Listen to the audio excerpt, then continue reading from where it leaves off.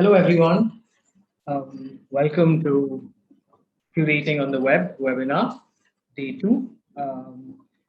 We had a good session yesterday and hopefully we continue today with same enthusiasm. I would just like to begin by saying that the situation in India is very grim right now. We'd like to offer our regards and strength to everyone going through this hard time. We decided to organize these events to look at what it means to curate online. Especially because over the past year, the pandemic has disrupted the ways of working, being together and engaging with art. This webinar is a result of collaboration between 5 people: Marialaura, Ghidini, Padmini, and myself, supported by the ASIF Cultural Mobility and Italian Council 9th. Since the public cannot see each other, I would just like to mention that we had about 100 registrations, and the attendees also ranging from students to architects to academics, and we're very happy to be engaging with this diverse crowd. So let's get down to the schedule today. We will begin with a presentation by Marialaura on the landscape of in India, and a commentary by Padmini, followed by 3 talks by the guest speakers. I'll introduce the guest speakers as we go along. It's very important for us to have a conversation with you. So we ask you to type your questions in the Q&A section. It'll be at the bottom of the and we will try to address these questions after each presentation. So now I'll hand over the stage to Marialaura and Padmini.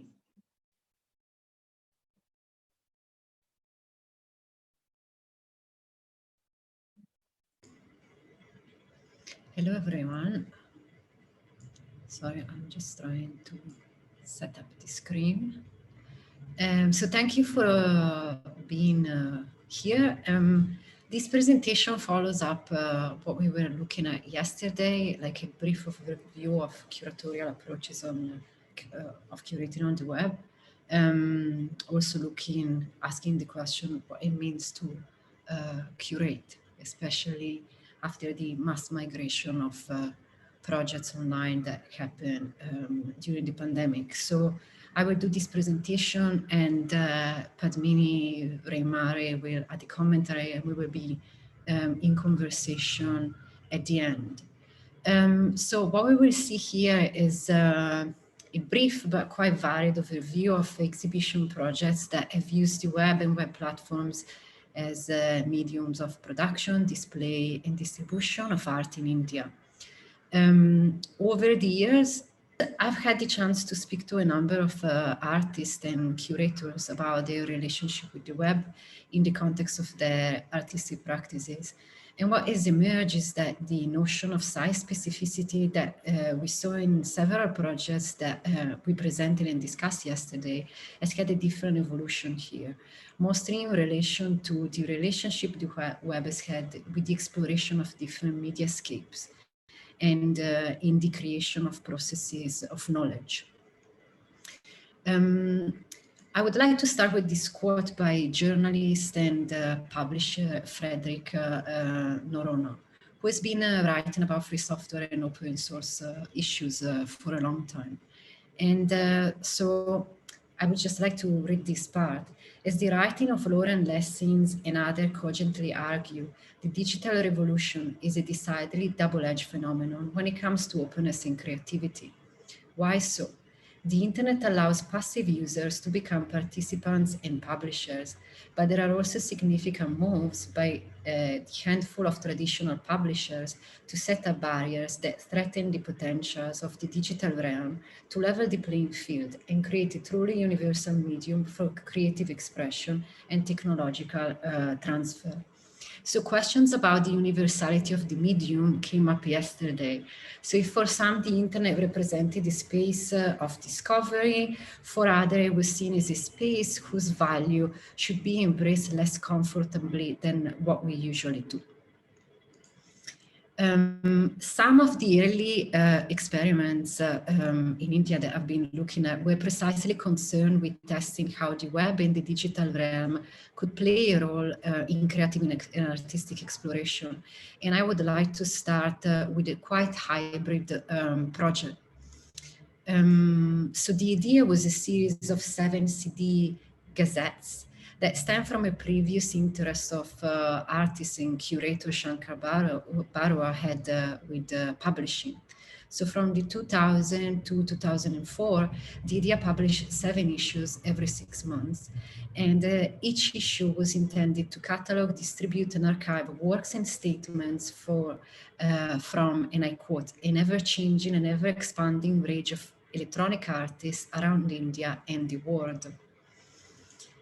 So Barwa's idea was that artists would speak for themselves and represent themselves using plain HTML and therefore text, music, videos, and graphic. Each issue was initially on CD-ROM, and it was only printed in an edition of like 200 and 300 copies that were sent out for free in India to artists in India and abroad, till someone actually offered a web server formatted in plain HTML so as to be readable and deconstructible across different software and hardware platforms. The entire series was mirrored online in time by the incredible electroacoustic pioneer and composer Lori Spiegel on her personal server in New York City, to which the link below lead. And this is actually how actually Shankar Barua described the shift between the CD-ROM and going online. And the idea is that was that rather than going online, he was waiting for someone, he was waiting for the web to go on them and go online. This is a page coming from the magazine by an artist who's actually based in Slovenia. But for Barua, the online sphere made sense in conjunction with the contact spaces and the living experience of festival, which created, according to him, spatial-temporal agglomeration of creative production. And this is actually what led him to start the Carnival of e-creativity, which started from Delhi, and then it moved to the satellite state in Uttarakhand. But let's go back for a second again to like the latest issue of the idea, because it helps us to move on other artistic works related to the web. So the issue 7 included the work of Cyber Mohalla Collective, which was extracted from CD-ROM title Before Coming Here, Had You Thought of a Place Like This? So Cyber Mohalla was a collaborative effort between Sarai New Media Initiative, which was a project with the Center of the Study of Developing Societies, and the NGO Anchor, a society for alternative education in India, in Delhi. Both of them were based in Delhi. And Cyber Mohalla actually revolved around the work of a community of young artists who address the interface between information technology and creativity in the lives of young people who live like in different parts of Delhi, outside kind of like the city center of Delhi. So in this sense, and in relation to the idea of exploring different mediascapes and interfaces, I think it's interesting to read an excerpt by Ravi Sundaram, CSDS, where he discussed technology in relation to urban spaces. And he says, I just read a bit. At some point in the late 1990s, the experience of living in Indian cities became intertwined with technology in ways that could never be imagined earlier. Media technology has played an important part in this. The consequences of this shift have been far-reaching, if not visceral and limitless. Media, and I'm reading the bottom, media now permeates not just the lives of Delhi's residents, but inflects political and cultural processes. So although this quote looks at media and not specifically at the web and internet technology, it's interesting because it brings forth a reading of our uses of emerging technology and new media in connection to the way urban spaces and specifically the city are lived. So in relation to the work of Sarai that we just mentioned, from the 2000s, Sarai ran a new media initiative that included the Sarai Interface Zone website. And this program operated as a space for the research and practice of digital media in Delhi. The lab included a digital archive of urban culture, a network of public terminals that people could access, and the media lab.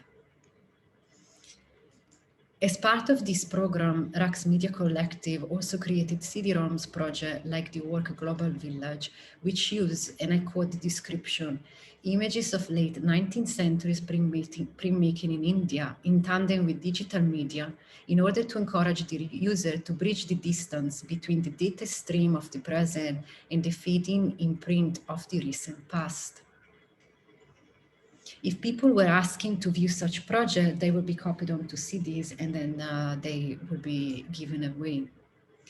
Mritun Joy, who collaborated in this project with Rax, was also part of the artistic team called Review with artist Srijata Roy, a collective that explored the changes in the city and the way they affect people's lives by combining different media. And this project that you see, Why is a Cube Not Perfect, was actually based, explored the ways in which modernity locates, uproots, and resettles lives and livelihoods and culture. And it actually became a translation of live experiences and interviews that were initially published in a book that they produced during a residency. And then it became an HTM work that was presented as a digital installation around the world. And this is a part of the project. I think it's interesting to read the way that actually Mritun Joy sees the internet. Every internet activity is not situated on the same plane of varied visibilities and intellectual investments and of media spaces.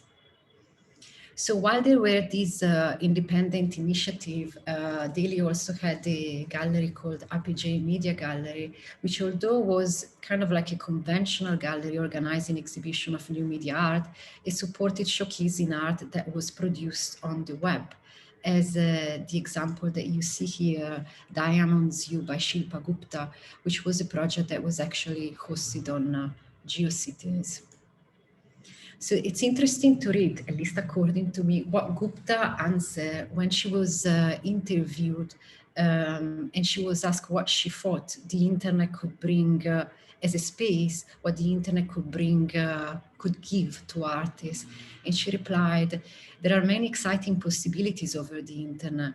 The most interesting part for me is to get a wider audience where participation and interaction is part of experiencing the work.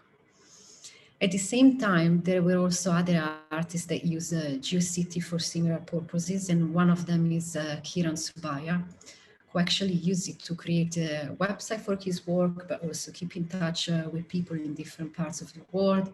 And there was on the website, there was a series called User Me XA. It was a series of computer-specific art objects, and then there were like different kind of projects like Crash Run. So if this is a kind of like working, what we've seen so far is related to this idea of like working with different supports and different media spaces. Later on, project started to work with platforms, and particularly the relationship between the viewer and the artwork when it's mediated by a digital interface.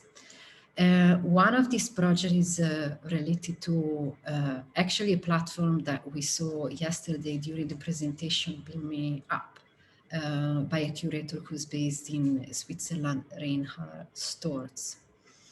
So Reinhard, as part of Beam Me Up, invited a series of guest curators to present curated intervention over the course of a year.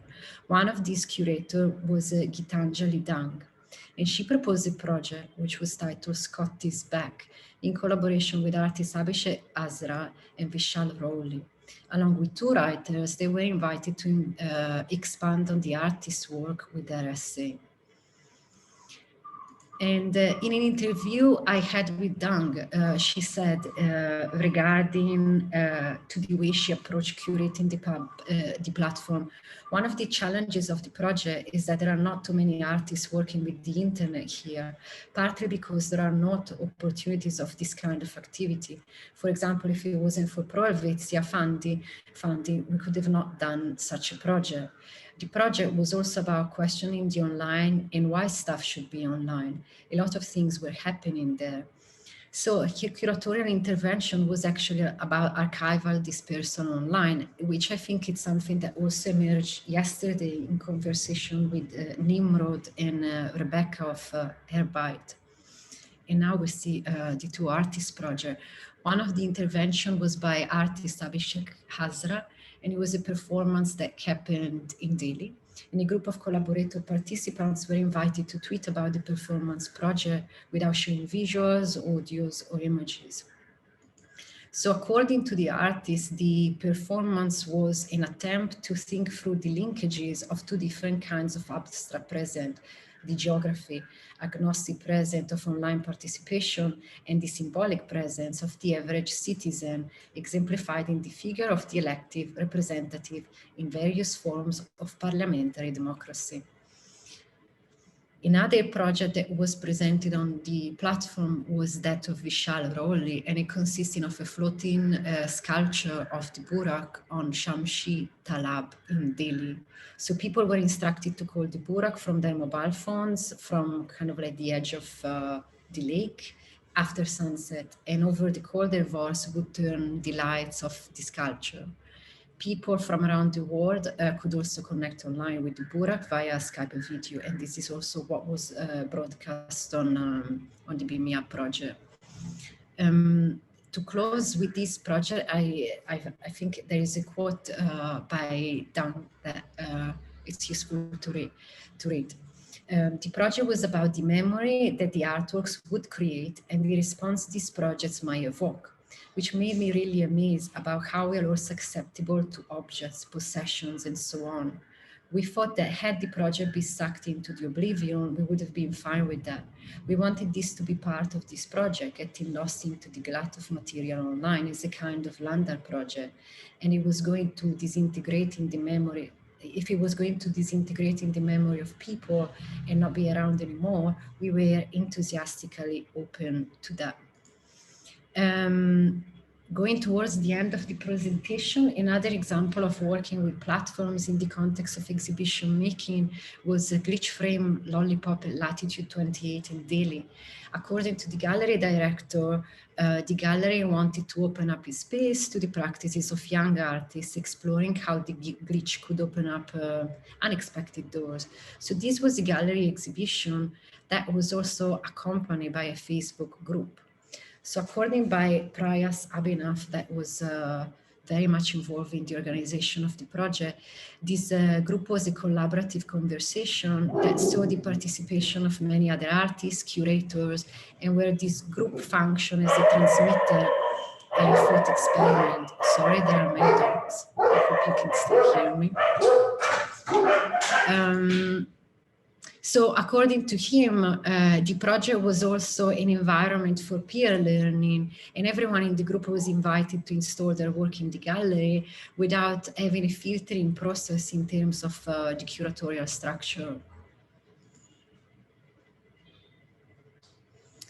In the gallery also, Abhinav chose to display some of the text produced by the group, not to replace the forum, but according to his opinion, to reproduce the conceptual mess that was actually happening on the Facebook group. One of the last examples that I wanted to show is a more recent project titled The Lack Of by Vishal Kumaraswamy. And the project was submitted as one of the pavilion of the Rome Biennale 2019 and wanted to create a space of discussion and artistic research and presentation for artists from South Asia. This was because, at least according to the curator of the project, of the lack of spaces and occasion for meeting up, and his desire to create a space where exchange happens. And this is a text from the open call for artists, where there's a set of questions that has been proposed to the possible participants, and one of them is, what does the South Asian internet look like? What does our internet culture look like? So similar to Glitch Frame Lollipop, this project wanted to nurture a community of artists who wanted to experiment with work that doesn't fit in the frameworks provided by the current contemporary works. And with the closure of spaces during the first Indian lockdown, which happened very abruptly, where literally everything was actually closed with like 3-hour notice, organization, independent practitioners, artists and curators went online, very often using the web and web platforms as means for publishing. So amongst very interesting independent broadcasting initiatives based on community building and sharing, such as educational activities of Fika in Delhi, as an example, or the School of Instituting Otherwise by Meenakshi Tirukode, most institutions brought back a web that actually aimed at transposing the real life experience online. So bringing back the idea of the pristine space of the viewing room. An example is the platform In Touch, which was born from a collaboration between 13 galleries in India, and which was presented as a unique platform, bringing together a diverse range of programs and artists. But despite that, and despite the fact that they promoted it as a way of kind of like challenging the traditional formats of engaging with art, actually the audience experience, the way that the audience experienced the art was precisely a transposition of a very traditional gallery viewing experience. In other examples come from museums that generally focus on organizing thematic exhibition of their permanent collection, where images would be accompanied by text and just giving life to a format of like the visual and static archive. Or we have other example of galleries that use platforms to create a kind of like digital version of their collection, making use of commercial services, but often this actually created like a one-sided experience of the art. So here I'm at the end of this presentation, and I think that the period of the pandemic kind of like opened up even more pressing question about what it really means to curate online when kind of lose connection with the spaces we normally inhabit. And I hope that we will be able to unravel it a little bit more, maybe talking to Padmini and with our guest speakers today.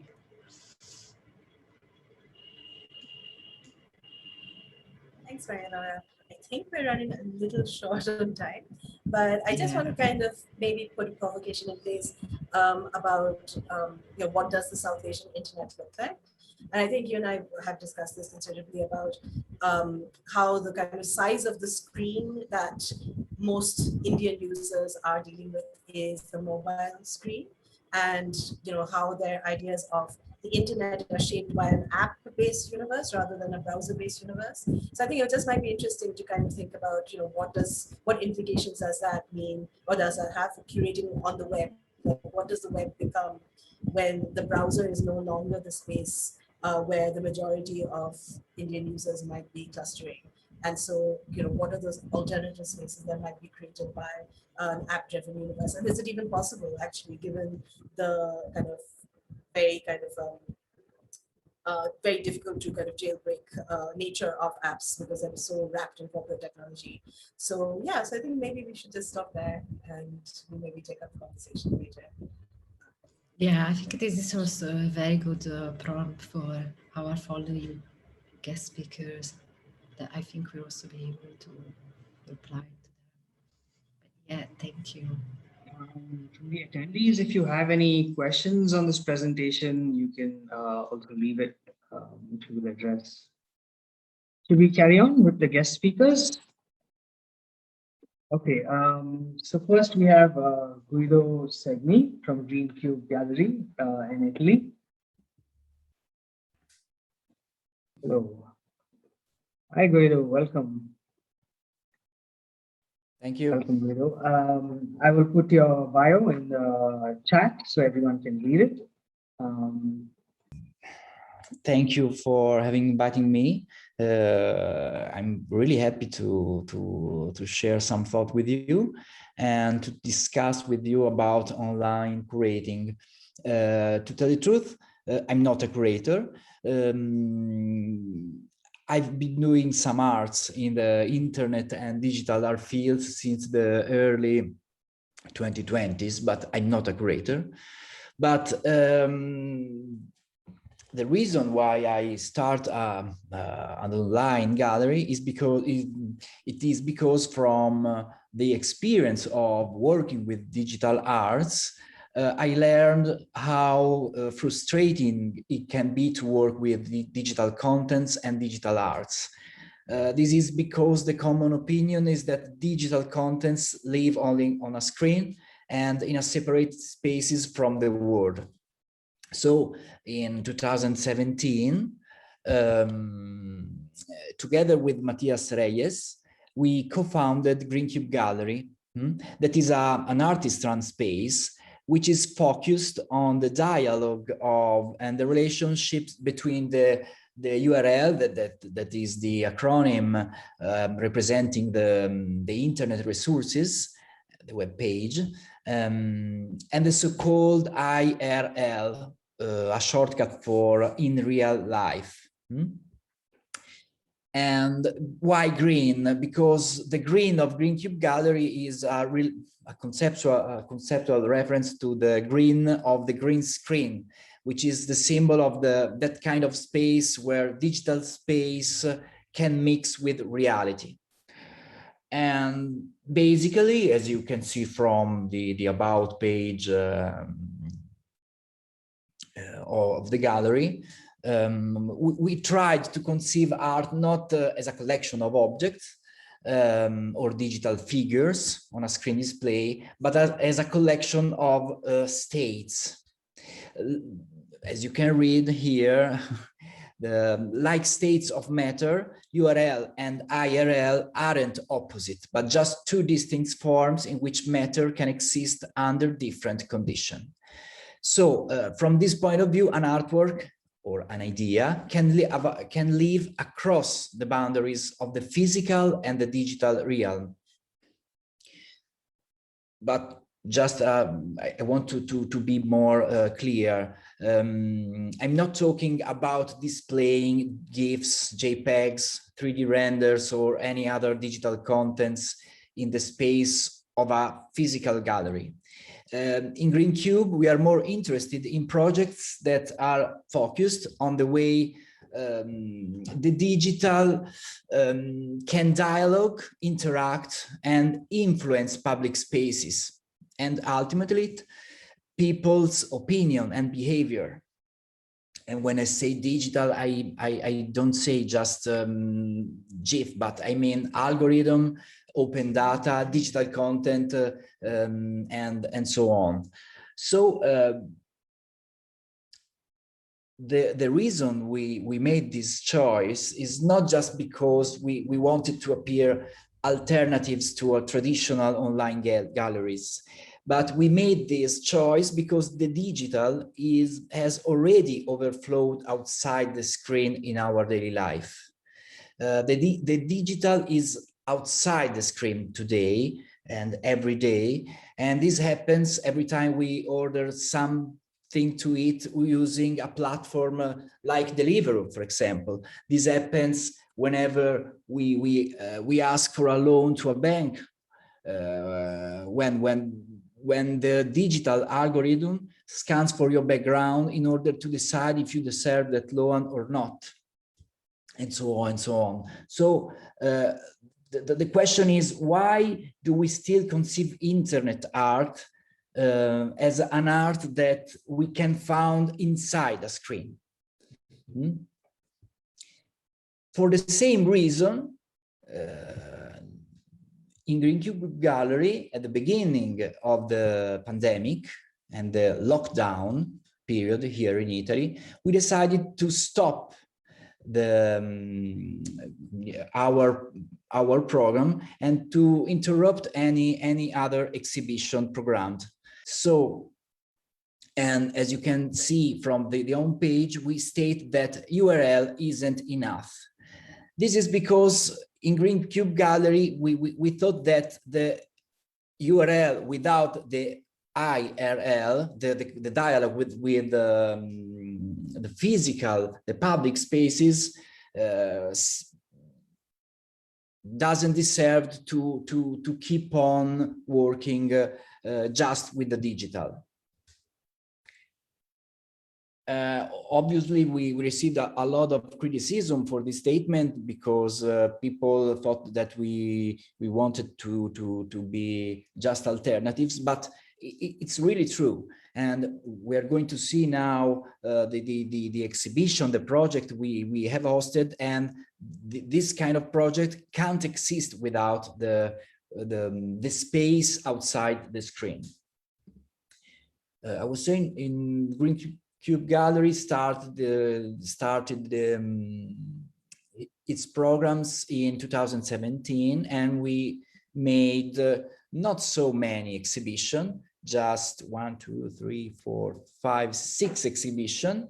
The first was in November 2017, and the last one in November 2019, and ended with the lockdown here in Italy. So we hosted projects from international artists and curators. For example, the first project that we are going to talk is Your Content is Here, and was a project created by TWT1, and but we hosted projects from Cluster Duck, from Filippo Lorenzin, Luca Leggero, Jody, and the last one from Sebastian Schmick in collaboration with Silvio Lorusso.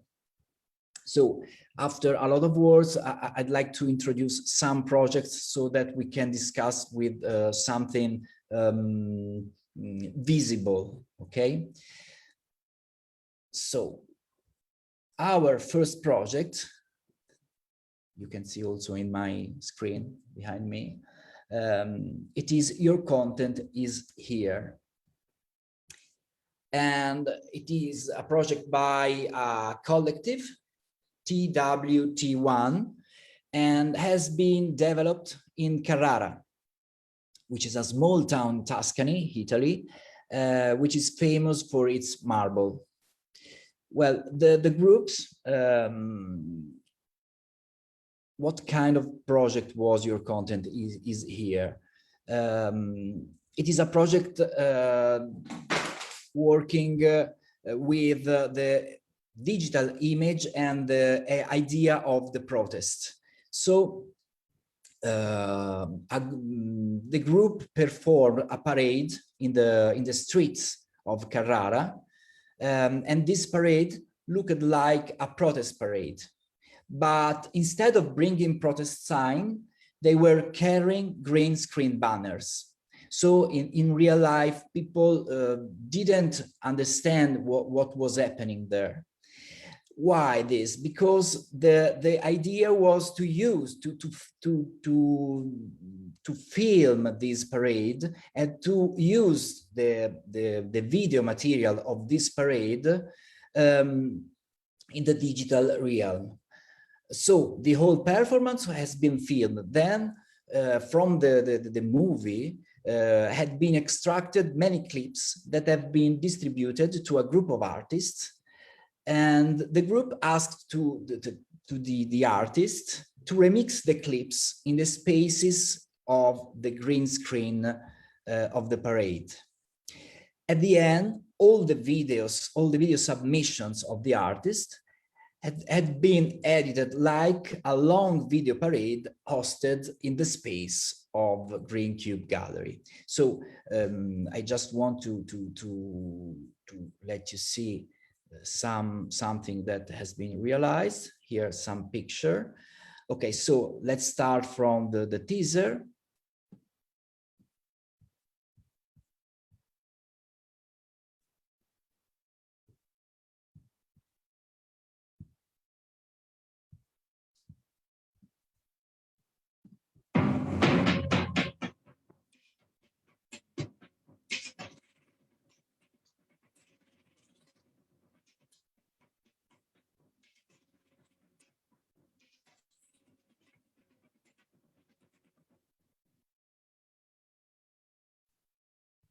So every artist received these clips and were asked to create a work with these clips. And so, just a moment, just want to see. Okay, so okay.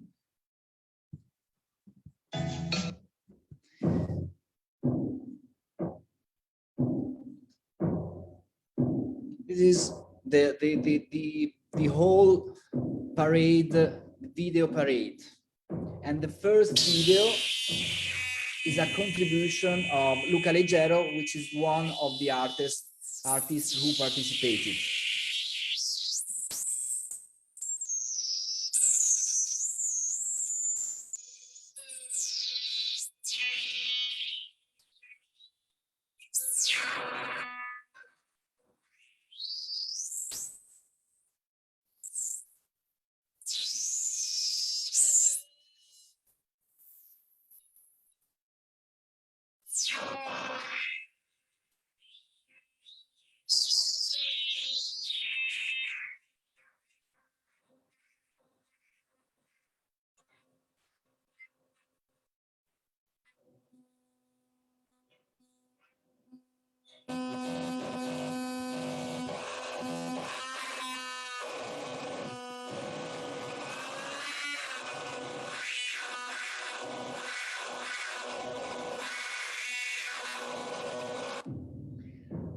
Then this is another intervention by Marco Cadioli, which worked with another approach. He removed all the real images and worked just with the green signs, just with as masks, and did this work.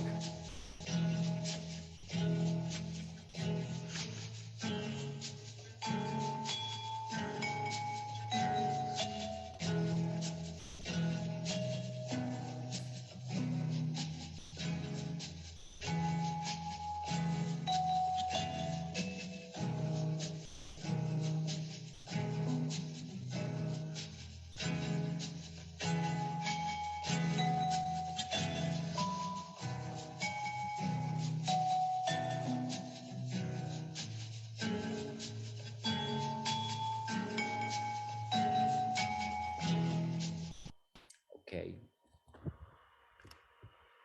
So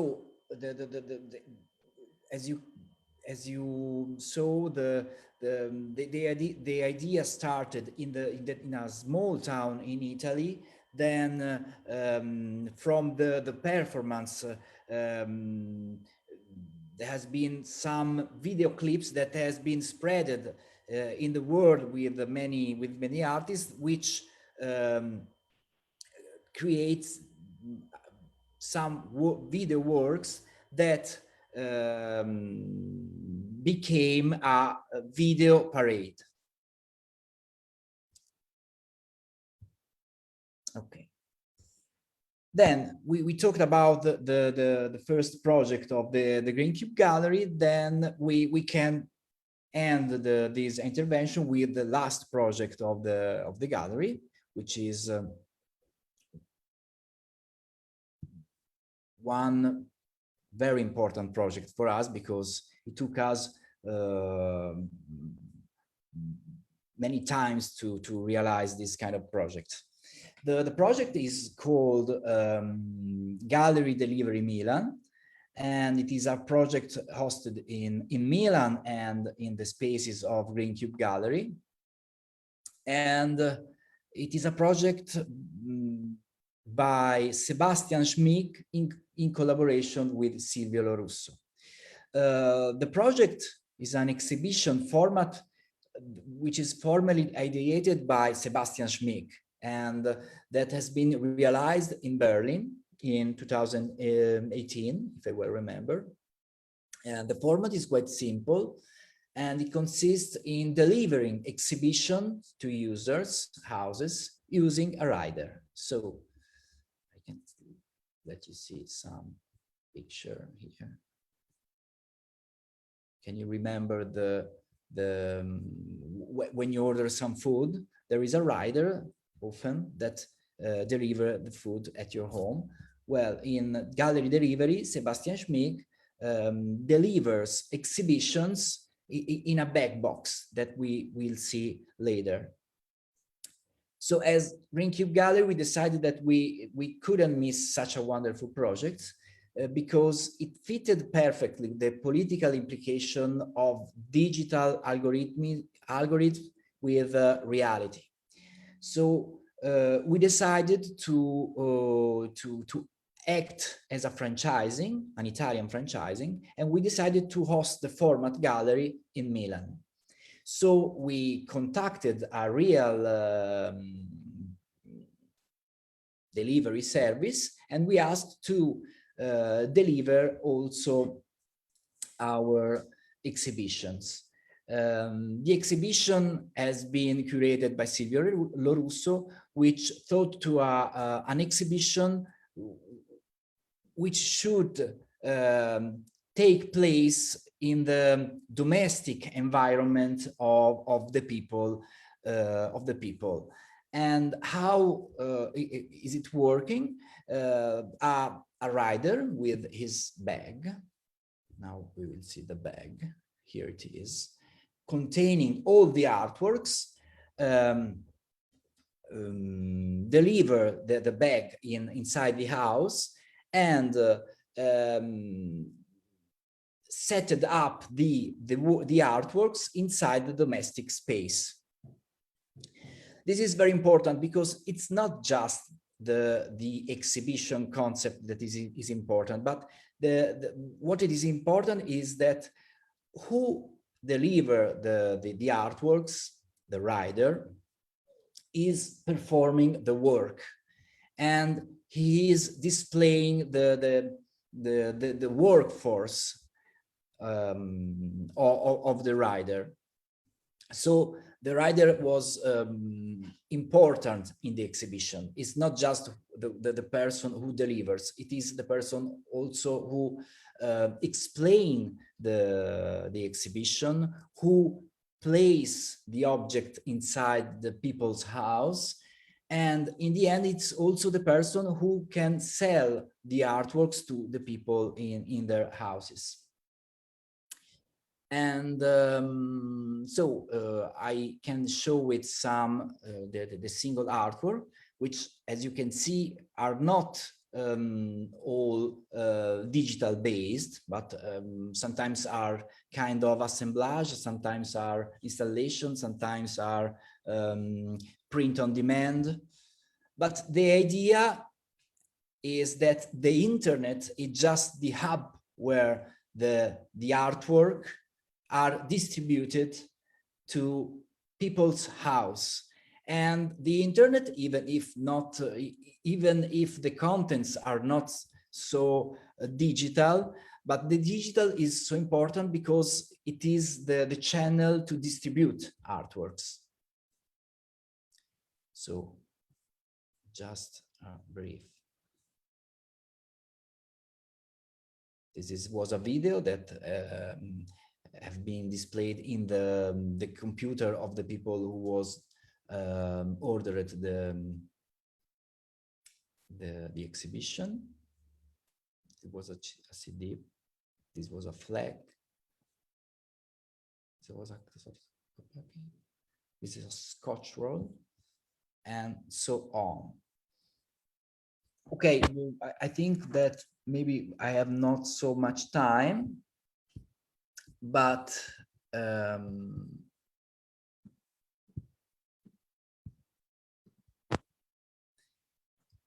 what I wanted to say is that after a 1 year long, 1 year without exhibition, we decided at the end to restart our exhibition program. We hoped to start in late fall or at the beginning of 2022, and the concept probably will evolve. We'll have also other shape. We have some spin-off projects which consist in working not just in public space, but also on physical objects. But this is some quite new stuff that we will discover later. So I think I finished my intervention, and if you want to ask something, I'm here to answer.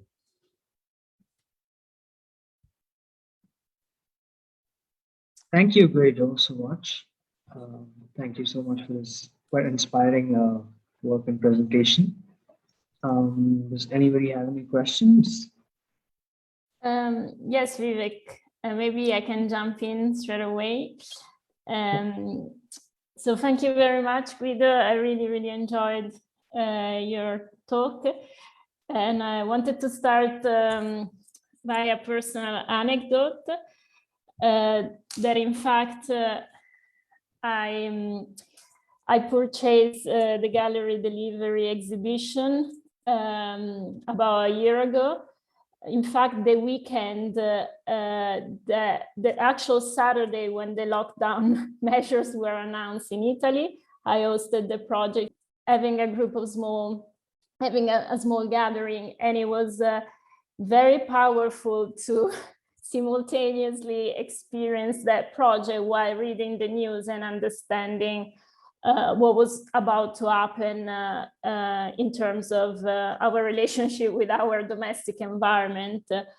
And I think that project stayed with me throughout the lockdown in terms of leaving my domesticity with a kind of creative tune. So this is just, personal anecdote, and I'm very happy to connect with you under this circumstance. But just to open up from this, I have two questions.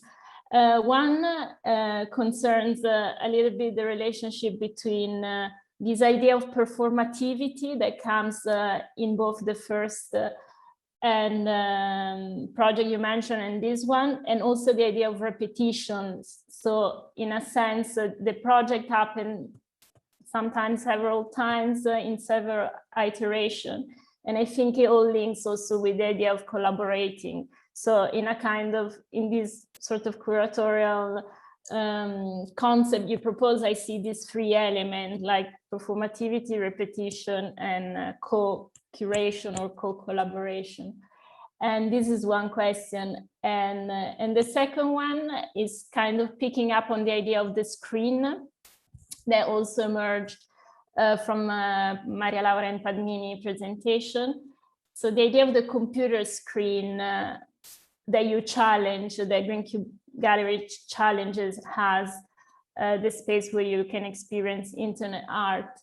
But what if we talk about the mobile screen? How does that further integrate the URL and the IRL in a sense? So sorry, these are quite long questions, but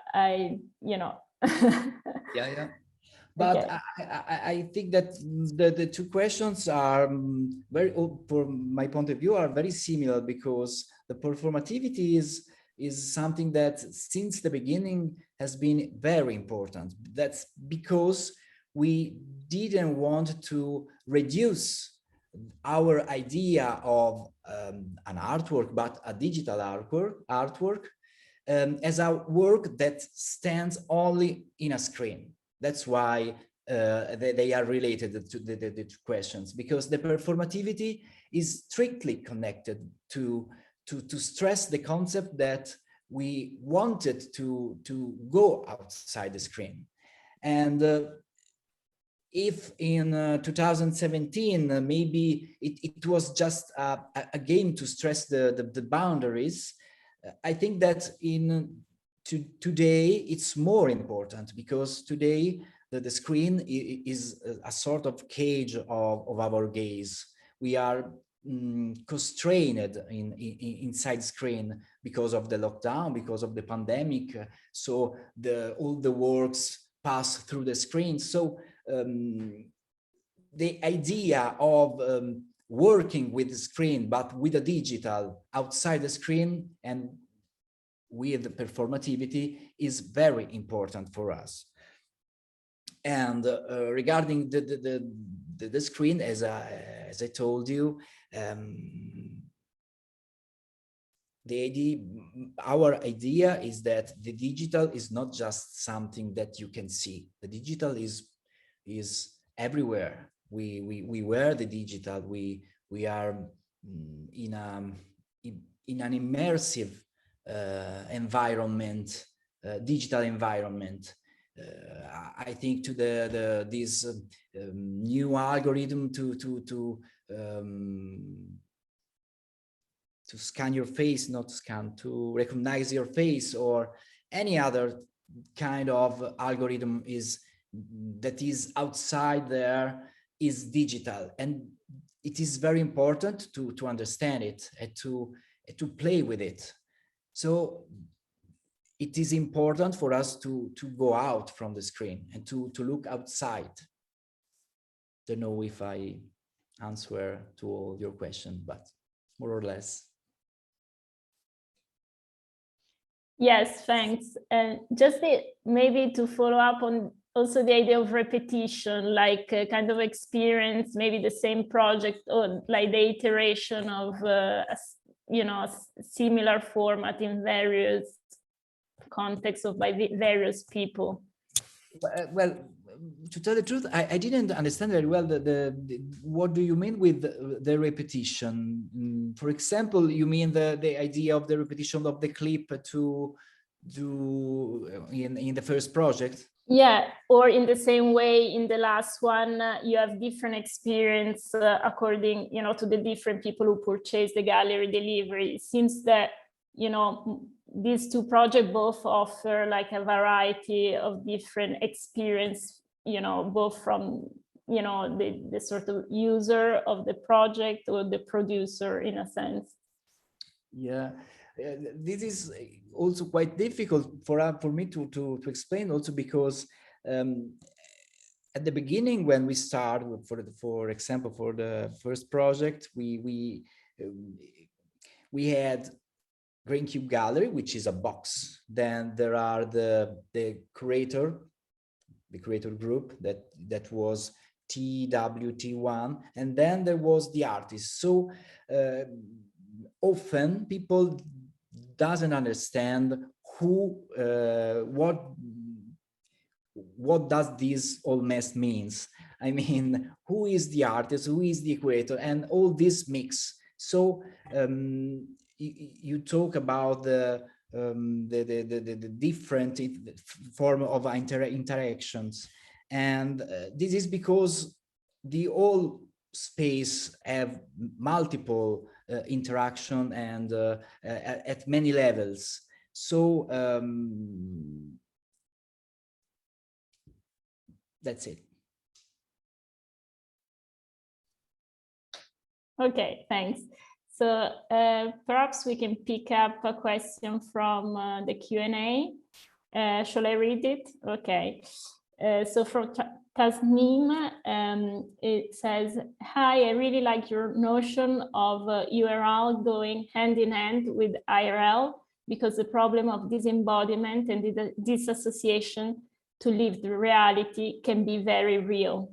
Any thoughts? Well, yes, I think that URL and IRL are not opposite. They are the same thing, but when we talk with to students or to people who in Green Cube Gallery, we often talk about two kind of bodies. We have a physical body, but we have a digital body. This digital body is the one who lives and inhabits the social network, the internet, and many other digital environments. So, but these bodies are the same one. They are only moving in different states, in different conditions. So that's why we think that we can't consider these two dimensions so differently and opposite. Great. Are there any other questions or thoughts from the attendees or the other panelists?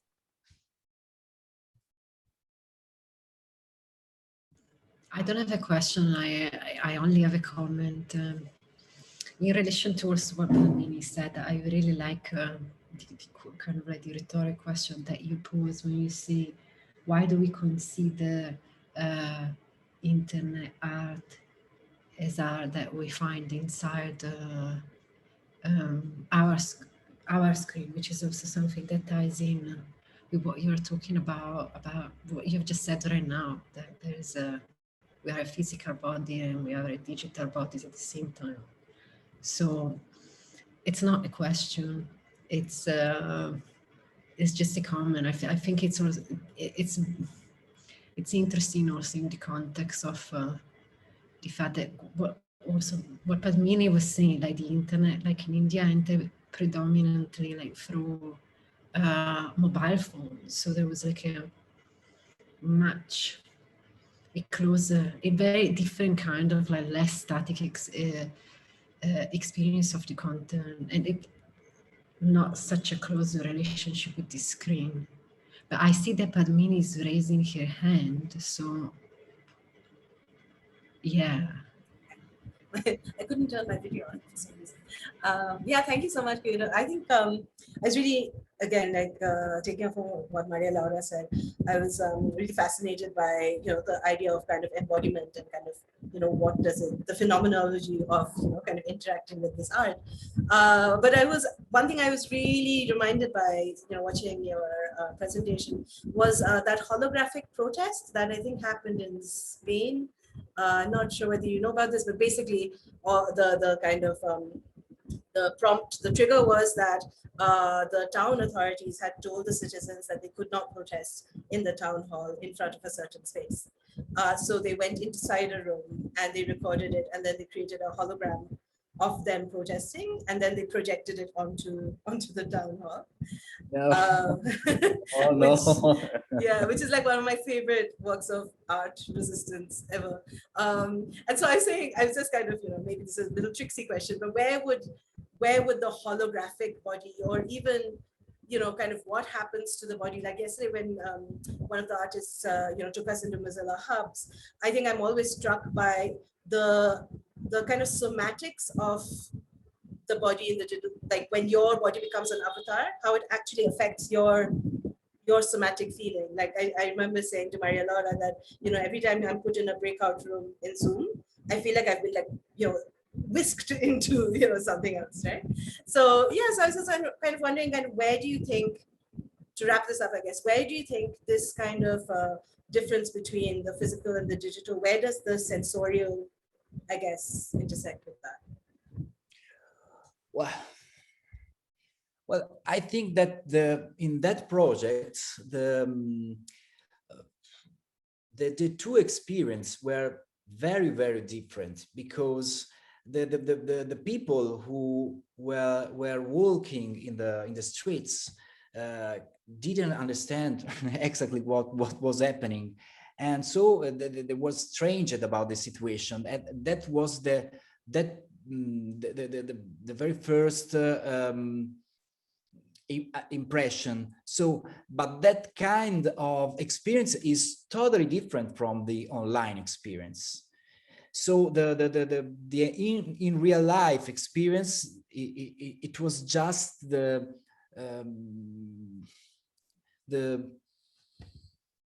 fundamental material to go online. I don't know how to explain, but when people looked at the picture of the parade with this green screen with the images inside, didn't have the same reactions, because they were internet images, moving images. Yes, they were strange, but it was very different. But but I think this is interesting, because as we discussed before, in real life, our physical bodies lives in a completely different state, which is not opposite with the digital, but they can dialogue. So also a small place like Carrara in Italy, passed through the internet and became something completely different. So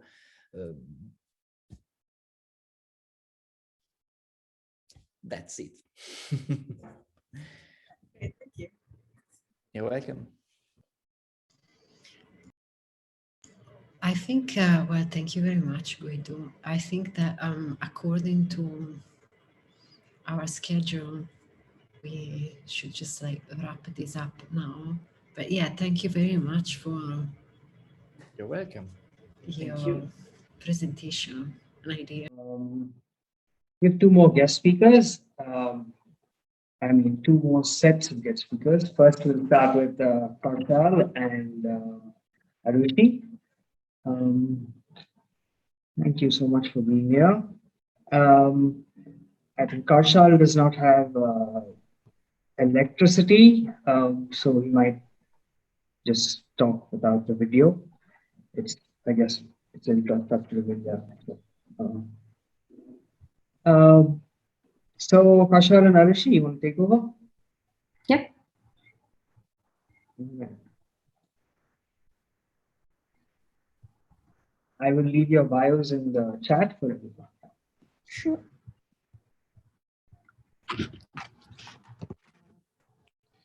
Good evening, everybody. First of all, thank you for having us, and also thank you for the lovely presentations that have already happened. I hope that ours can push some of the wonderful questions that have already been posed.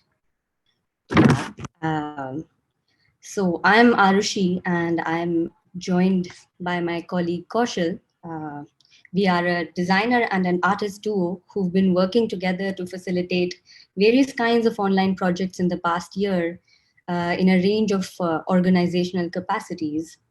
We were invited to contribute to the conceptualization and facilitation of the online edition of an event called 5 Million Incidents. FMI, which we commonly refer to it as, was a year-long series of events organized by Goethe Institute, Max Muller Bhavan, New Delhi and Kolkata in collaboration with Rux Media Collective. And it hosted about 100 artistic projects that were slated to happen between August 2019 to August 2020. And they invited possibilities of occupying time by staging interventions in the premises of Goethe. Sometime close to the middle of FMI, the pandemic hit, causing it to take a hiatus. And it was around this time that Kaushal and I were invited on board to help situate this new edition of FMI over the web. And Kaushal and I had already previously been associated with FMI from two very different vantage points. Kaushal was one of the fellow artists who had already shown his project in Goethe premises in the first edition. And I was the designer on board who was responsible for designing the visual identity of FMI as a whole. And so today we are here to share with you certain observations and notes that we've been making in the process of this facilitation of FMI online, and also the facilitation of different kinds of online projects. Hi, hope you guys can hear me. So yeah, like Aarushi said, it was quite an exciting opportunity to be in conversation with more than 30 artists at the same time and work with them towards realizing their projects online. And we were kind of in conversation with each other in the past year around what was happening online in the art field, and especially like what Marialaura was saying, a certain kind of mass migration that we all witnessed last year, where a lot of institutions were kind of revamping their identities online. But what we observed was that, barring a few really interesting and notable exceptions, we could more or less kind of categorize a lot of what was happening in kind of two broad categories. The first category was kind of a lot of work that was being produced could be pigeonholed or was being pigeonholed in sort of closed and inaccessible categories of digital art or new media art, and was often driven by buzzwords around, you know, AR, VR, AI, or blockchain. And not that we have anything against these technologies, but the fact that they were kind of being used in a, the work was being narrativized in a certain way using them, was something that was kind of, it struck us. And the other category that we thought we observed was that there was a lot of work and online exhibitions or viewing rooms where there was some kind of a conflation between the work itself and its documentation. And we were kind of curious as to what that distinction means. Is that distinction even relevant, and how they get mobilized?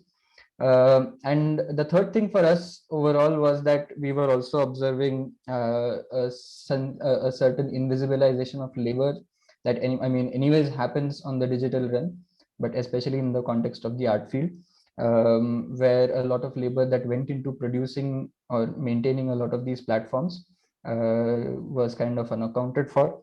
And we felt like, as people who were, or as people who were kind of occupying similar positions, also working contractually and as freelancers, working on the project, we were kind of aware of just a few of these things while we started working on the online edition of FMI.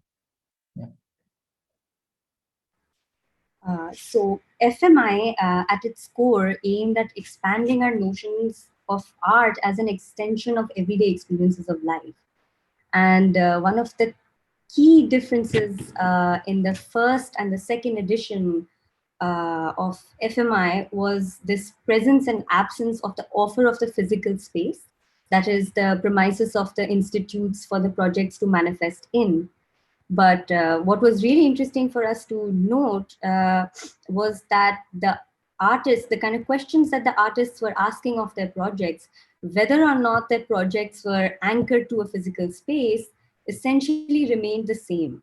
So they were still thinking about the kind of audiences they imagined for their projects, or the scale of the gatherings, the duration of the life of the projects, what part of this life would stay in the public eye and for how long. And these essentially became the metrics against which they consciously started to make a decision about the kind of platforms that would best suit their projects to inhabit the web.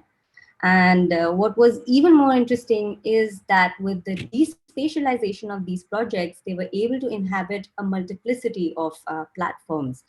So even so within the ambit of FMI, a singular project could inhabit, say, a variety of social media platforms, and at the same time have a parallel interactive website running, or even have a Zoom performance, or have Wikipedia editathons. So this data was actually culled out of some of our initial conversations with the actants. And something that really struck us was that it really helped us think beyond a certain offline-online binary, which is often produced.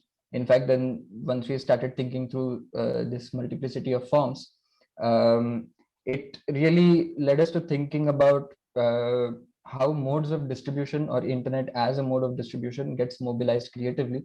And if you actually go to the next slide, because this was something quite interesting that we just sat down and decided to map as to where was everyone when we started talking to them. And it just gave us a sense of it as a a large scale institutional project.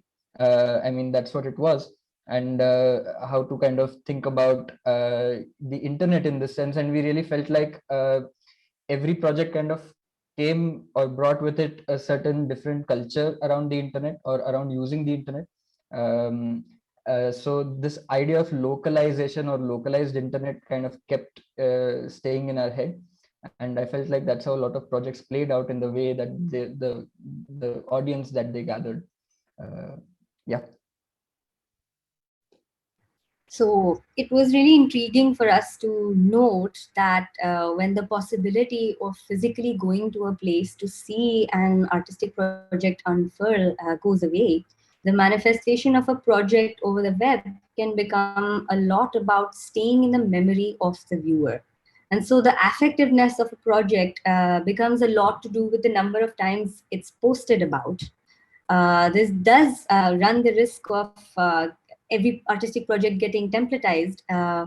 But it was interesting for us to note that sometimes because of this, the kind of life a project can take starts to mimic the demands of a platform itself. And in keeping it feeding this demand, not only does it affect the public life of an artistic project, but as a result, also the trajectory of the artistic practices and the kind of public life the practice acquires starts to modulate. And in this, these trajectories can densify, they can glow, they can stutter over time as they get entangled with the artistic trajectories of other artists. And in our dealing with this vast array of information, as we were conversing with 30 artists, our way of dealing with that information was to continually plot these artistic trajectories to really get a sense of these density accumulations of the public lives that these artistic practices were acquiring. And these drawings, in a true sense, gave us what it meant to experience 5 million incidents as a time. So, I mean, the thing was that, for us, this was a shift in the way, or we thought that we kind of observed the shift, especially when we were seeing a lot of artists think about their work this way, in terms of how artists work in today's time, for example. And we thought that it was something to do with this slightly older idea of, production within a confined space of the studio, and then some sort of the artwork acquiring a public life by flipping a switch, in a sort of an exposition or an exhibition. Instead, what we saw most artists attempting was that, trying to modulate, or a gradual continuous modulation of different kinds of public life that a project would acquire.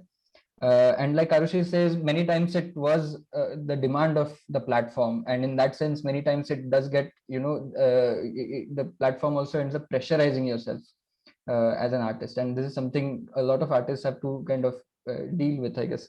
But at the same time, it gave us a certain image of how artistic practices kind of evolve.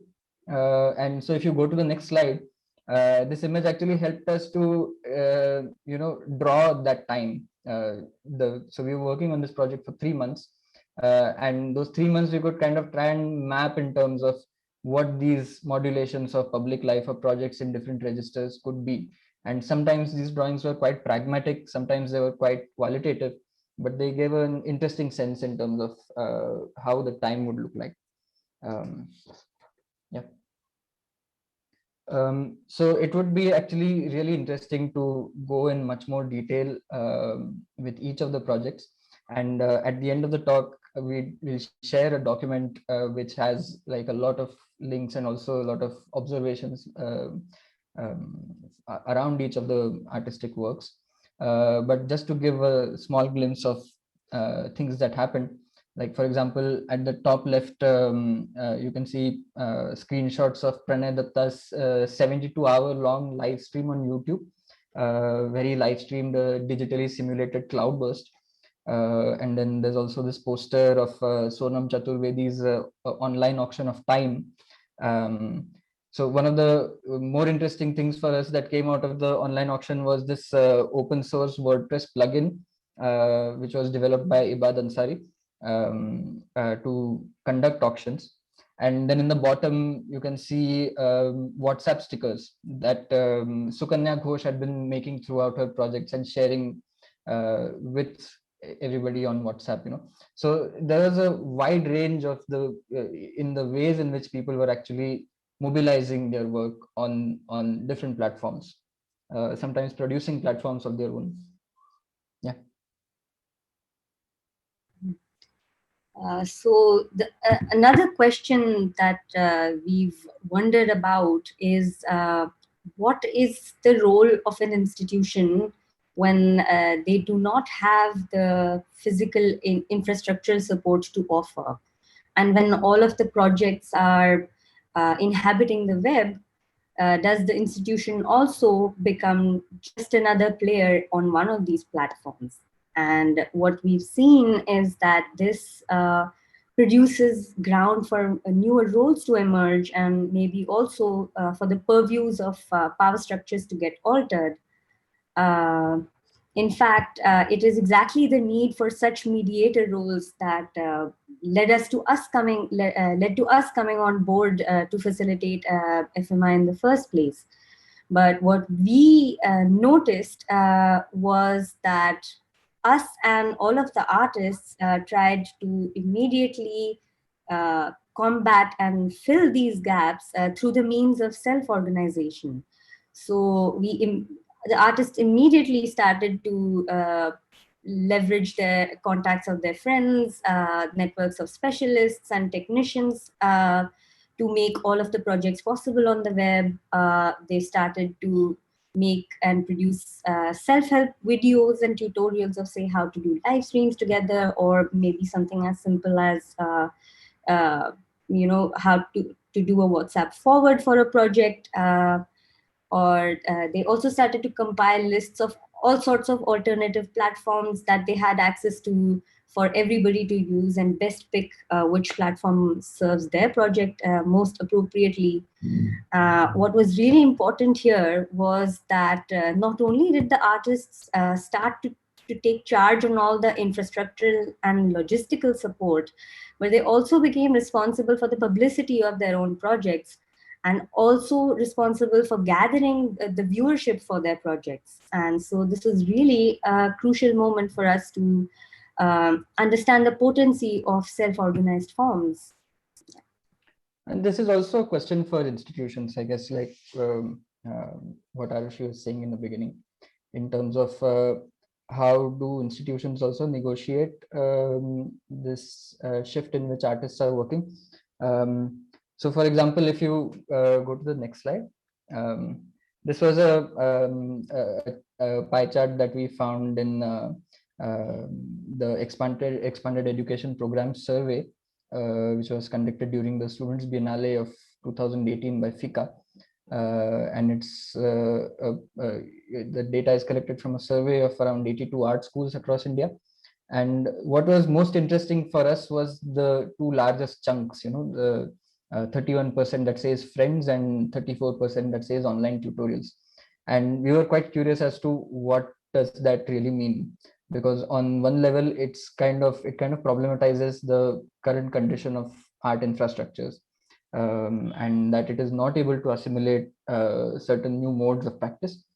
But at the same time, it also maybe signifies a certain potential of what then can happen within this 65%. I mean, this is something funny that we would always think about, that how FMI at the end of the day had a certain DIY nature to it, and a decentralized nature to it, and how individual artists kind of carried their own audiences with them, or produce their own publics in that sense. Just to kind of give a small glimpse of a couple of more, a couple of examples, if you can push the slide. I'm not going to talk about these projects in too much detail because of the time, but I would really love to, because these two projects were things that I worked on last year around the similar time when we were working on FMI, but they kind of had a very, very different nature in terms of how they played out. Both are student projects that the students from Ambedkar University, Delhi worked on. The screenshot on top is the homepage of the MA Visual Art online degree show of 2020. And the screenshot on the bottom is the students project for the Students' Biennale of 2021 by the Ambedkar University students. Again, like the idea is that it would be like what we were interested in more in, both in FMI and in this project, is not in terms of what was happening on screen, but rather what was happening behind it in the backend, so to speak, or how the backend was organized. And what we found in both these projects, and also to some extent in FMI, was that there was a certain a different kind of pedagogy that was in play, a certain co-learning that was in play.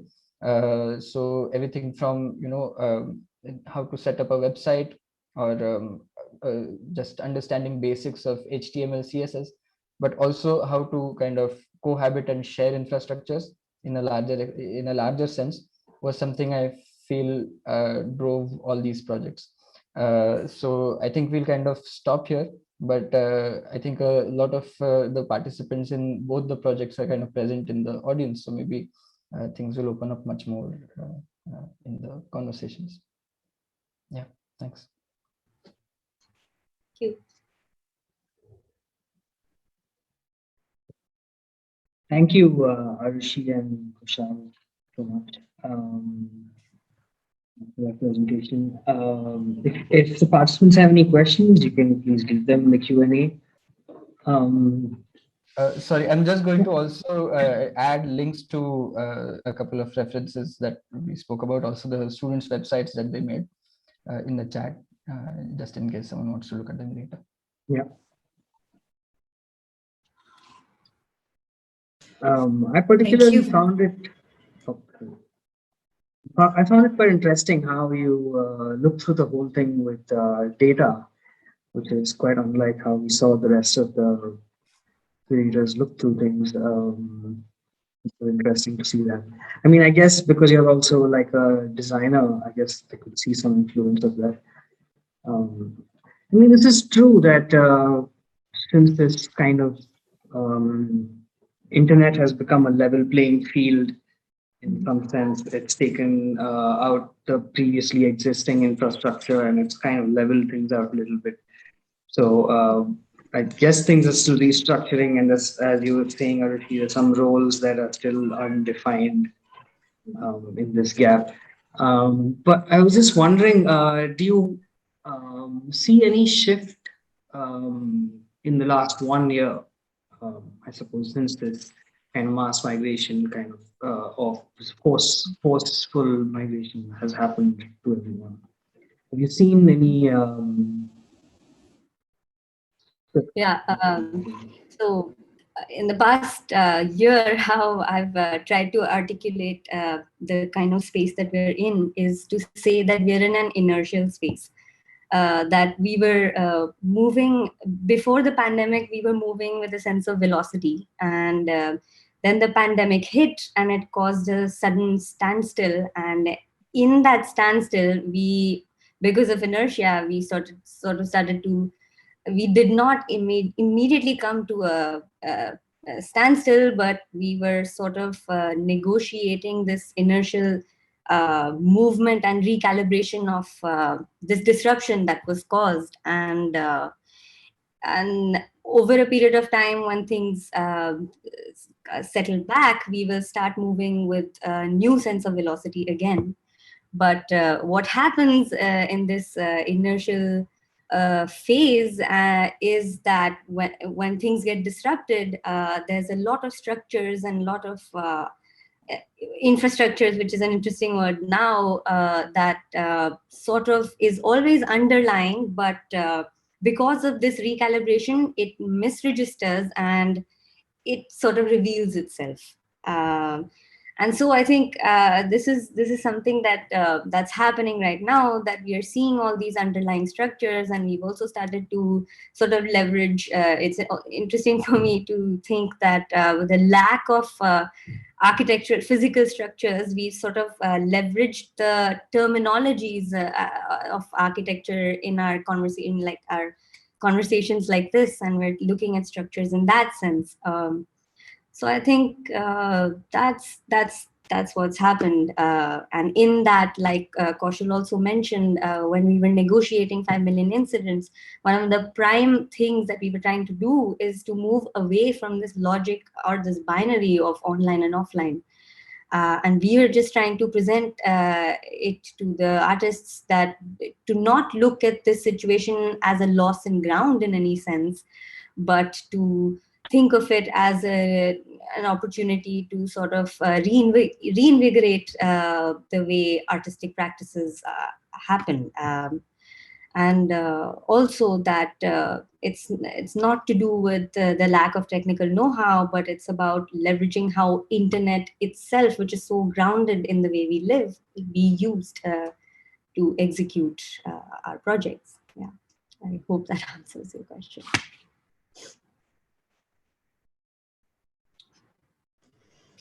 So I'll just reiterate, if anyone in the audience has any question, just please put them in the Q&A. We will reply to them right now in the wrap-up session. But yeah, for Aarushi and Kaushal, just to pick up from what Vivek said, I actually found very interesting that your project came out also from all of this kind of like collection of data of the behaviors that also organization and galleries were actually having online.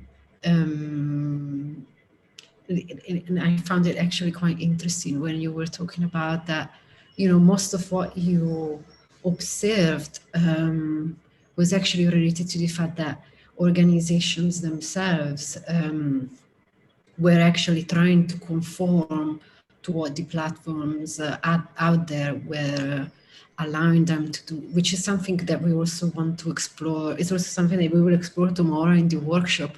But I wonder if you have like something to say about it, or about this also, like an advice, how can we actually look at these platforms, these spaces that we inhabit every day as creative practitioners or organization, in a way that uses frees us as user from the limitation that are imposed by design, or from the behaviors that are imposed by design. Right.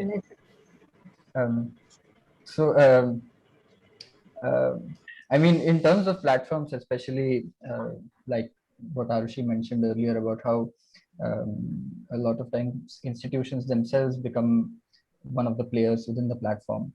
And I mean, we saw this a lot last year, where the institution itself was also kind of looking for likes and subscribes as much as the artists were. So we're kind of curious as to what it meant then, in terms of a difference between the two. And I mean, we never thought about it as a level playing field as such, but we kind of thought about it as a game slightly changed, maybe. And just to become aware of the fact that a certain new categories emerge in which the platforms implicate your work in. So, for example, what Guido was also talking about in terms of content, that whatever you do would end up getting kind of bracketed or implicated within the category of content and mobilized within the category of content once it goes in the platform.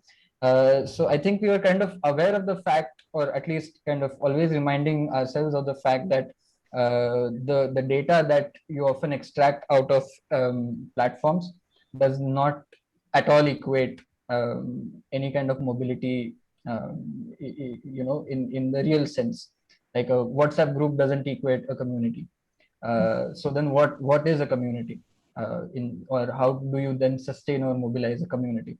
And what we saw in the works of a lot of artists and the way they were engaging with the internet, or even the platforms, was in many ways, in many times we saw them challenging platforms. Like for example, one artist duo, I think they had a Zoom panel discussion at, I think, 12 o'clock at night, India time. And this was something we were kind of quite curious about, because usually, on a platform like Zoom, especially living in India, we are the ones who are often awake at 12 o'clock at night, because it's day somewhere else in the West where a lot of Zoom panels are happening. So it was just kind of different modes of trying to challenge what already happens on the platform. So, I mean, a lot of them were very experimental works, which was quite interesting to see. So I don't really have a definitive answer in terms of how to kind of,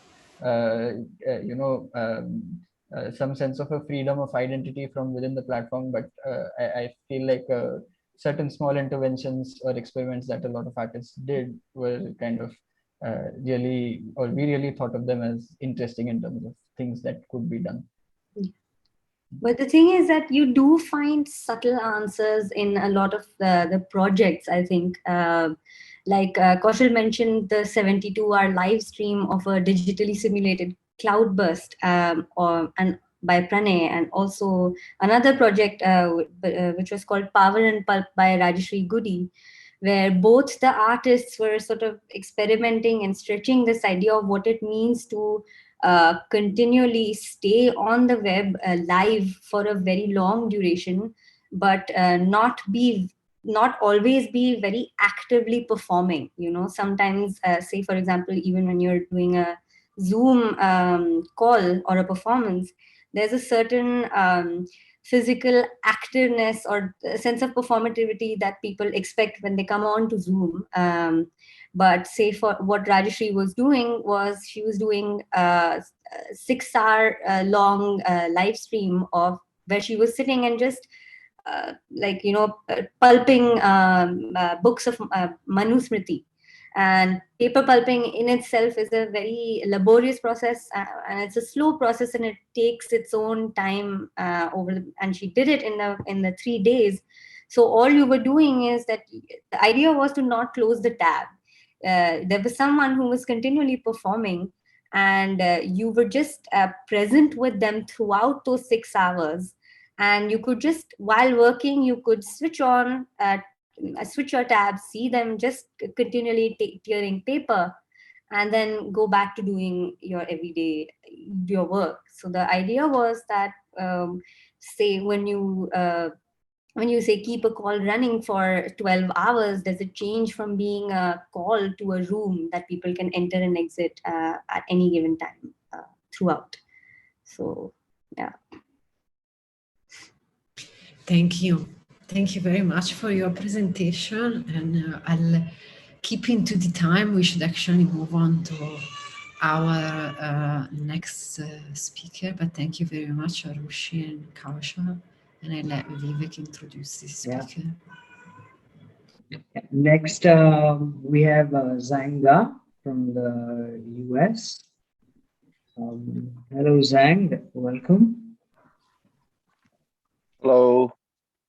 Hi. Thank you for being with us and taking time. I'll leave your bio in the chat section so people can read it, and we can save some time that way.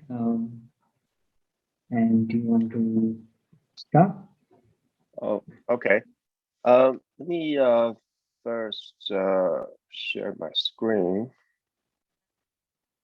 Where's my screen share?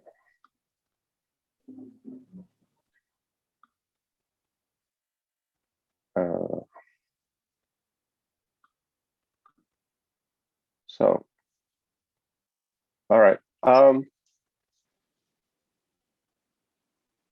Well, thank you for inviting me, and it's kind of a interesting or kind of weird that we are. I'm talking with most people from India, so I've seen some really heart-wrenching news right now. What's happening with the pandemic, and probably it situates this talk somehow back to where my project started to take place or taking shape. I was asked to talk about this we link 10 easy pieces. Let me set a timer so we don't go over it.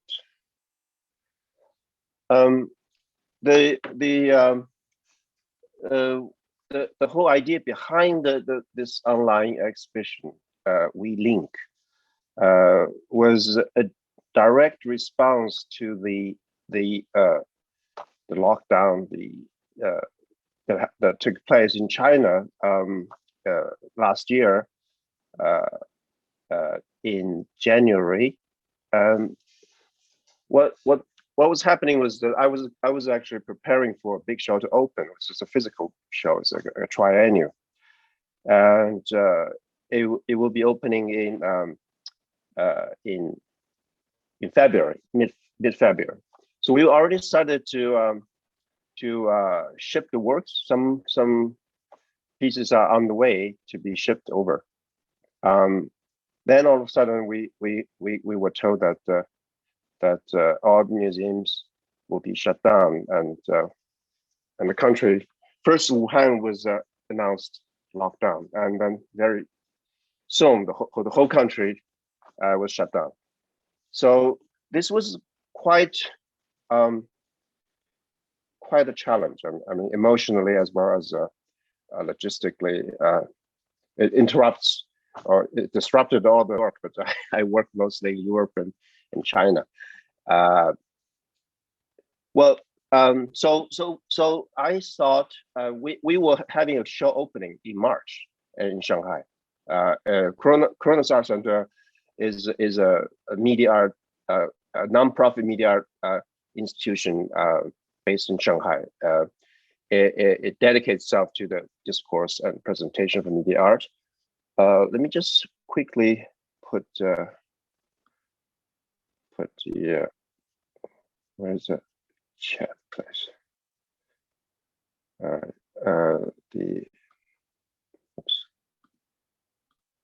oops. Well, anyway, I don't know where to find this stuff. So we had to cancel the programs, and then I thought, well, we have to do something, right? We can't just sit there and not doing nothing, and it was very depressing at the time. So I had this idea. So okay, that's the only thing that we can do is that use the network as a platform, and I had this idea that we should do something online.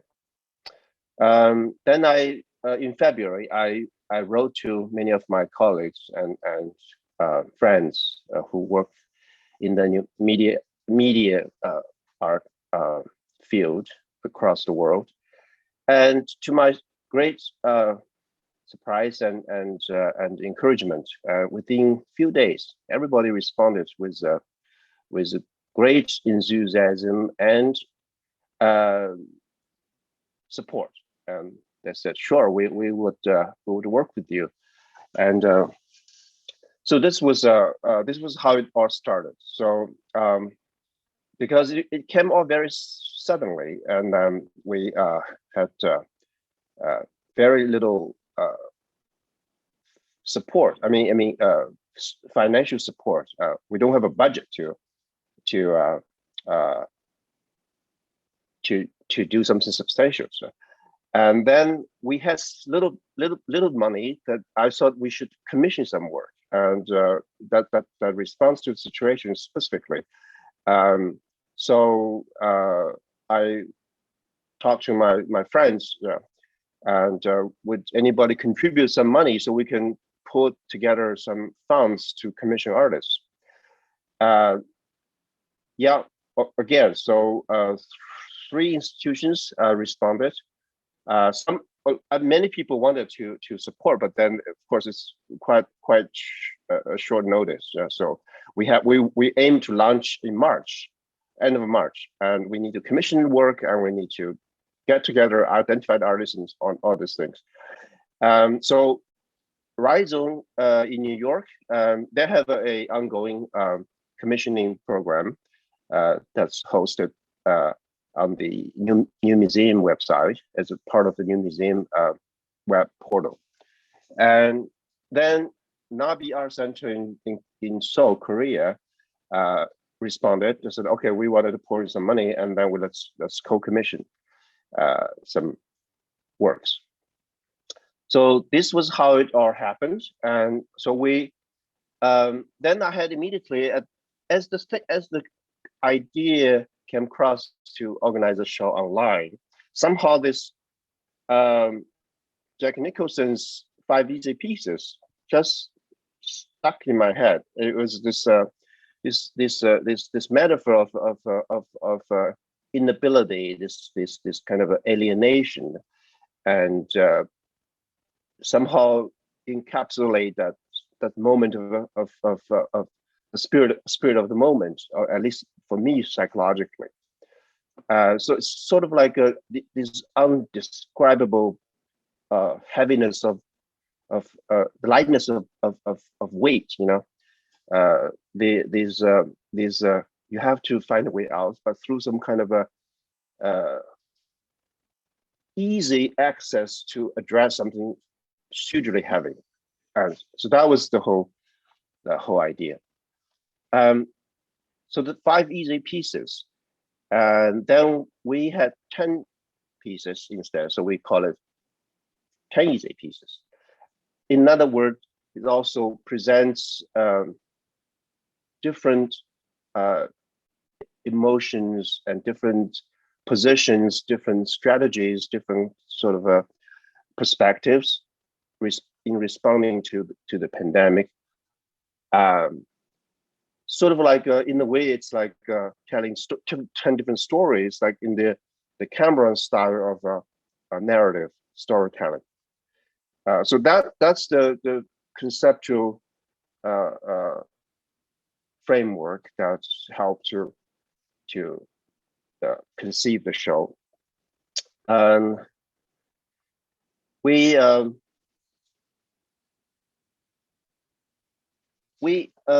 In terms of online exhibition, one of the things that I normally do physical exhibitions, and I haven't done a online specific exhibition for many years, but somehow it always has been a soft spot in my heart, because I think I started my curatorial career with an online exhibition in 1997, I think, in New York, where was the internet bubble, and I was curating a show at the Wall Street Information Art Center with a gigantic screen. So that was the beginning of my sort of professional career in terms of being a curator. And we also, at that time, I'd been teaching at the Parsons part of the new school. We had this infrastructure at the school level. We were very much supported by the school. We already was running streaming media-based monthly salon. You know, with this real media, I think this sort of technology has been already outdated now. It become, right now we can do this very easily. It's ubiquitous, you know, but back then it was another story. You need to run a person. You need to run your own server. The server is very expensive, costs like $5,000, and you have to have enough bandwidth. It's in the 90s, early 2000s. So we were organizing this online monthly salons with the support of a Rockefeller Media Art Foundation, New Media Art Initiative, together with Christian Pao, who was the adjunct curator of media art at the Whitney Museum. So and also, you know, Rhizome was there. We're several platforms in New York, you know, ThinkNet, Rhizome, and us, feel sort of pockets of a cultural outposts on this fringe internet based kind of a discourse, art making. But ever since then, I've been always working on physical exhibitions. So this sort of bring me back to bring me back to the roots of my origin as a curator. So I definitely thought this was the moment. If net-based art has been sidelined over the last 10 years or so, because it becomes so ubiquitous, everybody's online. There's nothing so special, nothing so avant-garde or cutting edge or edgy anymore. So it's just part of the given, the routine. And but then this is sort of a moment. Everybody's stuck on the on Zooms or on online. So I thought it probably was a great moment to revitalize this particular medium as a platform for artistic intervention discourse, and try to again make a difference, because the internet is not anymore the internet it was before. It was sort of a wild west, you know, anybody can do anything. Now it's such a regulated and corporate dragnet. You know, also it's a political kind of a panopticon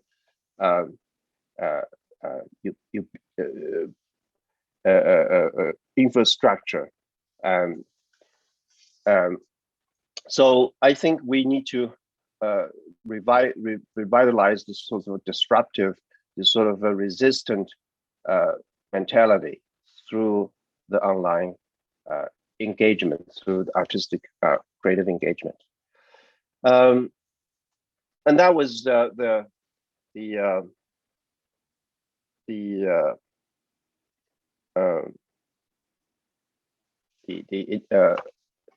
sort of the story behind this initial idea for the first exhibition, which is called We Link 10 Easy Pieces. And the We Link part is also very much a direct reflection of the collective effort, the kind of a solidarity among the collaborating institutions across the globe. We have 12 institutions involved in this exhibition. Here is the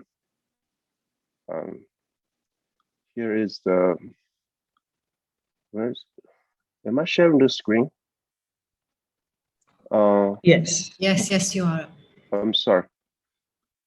Hold on.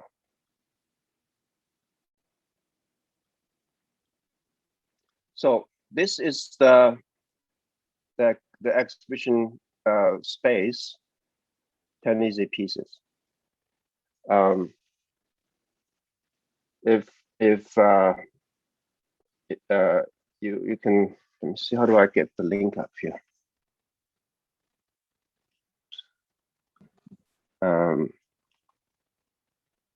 Where's The chat should be on top. where is the chat?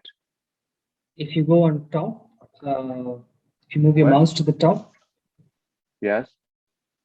it should show up on the top. Oh, here. Yeah. I was trying to. Where's the chat box? It's weird. I said. It should be on top. Normally, if you move your mouse to the top, it should show up a Top. chat. I don't have the chat box anymore. Here. Oh, here. All right. What? Oh, here. Okay. It's weird. I've been using this too much and I forgot how to use it. So this is the, I just put the link of the project online in the chat room. The first link is the project room, and then the second link is the Chronus Center's website. You can take a look at these two. So when you first go online, you would see this is the interface, and you scroll down. So the link is very graphic. You know, we have a very interesting graphic designer. So she did some wonderful interface for the project. So it's bilingual, English on the right, left, and the Chinese on the left. You scroll down, that's the information, and here the three co-commissioning institutions, and then these are the other co-hosting institutions.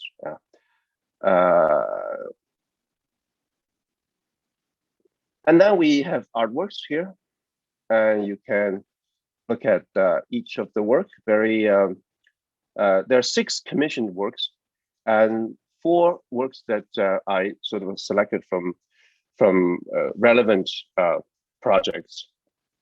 I'm not going to go into details of each project because it's pretty easy to navigate and very clearly described. You click on this project and it pops up here the project description, and you click on okay, let me put this one. Click on this one, then you go to the project. Here's and this is actually okay. This is a fun project, yeah. Okay, so you would pick one of these avatars, some kind of a filter, and then you could take a picture of yourself.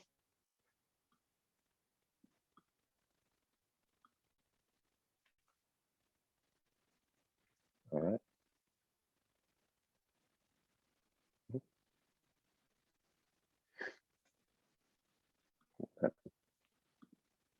That's strange. Anyway.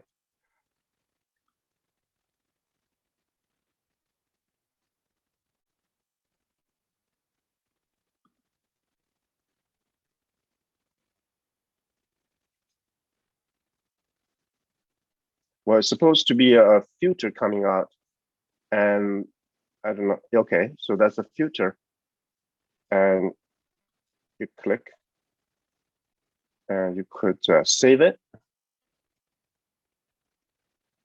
and see that's one of your pictures. Just save it to your desktop. All right.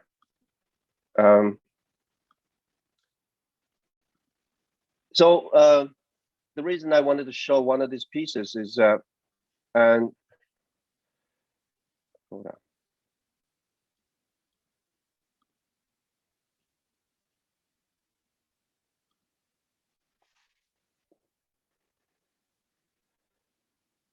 All right. So it is sorry, going back to.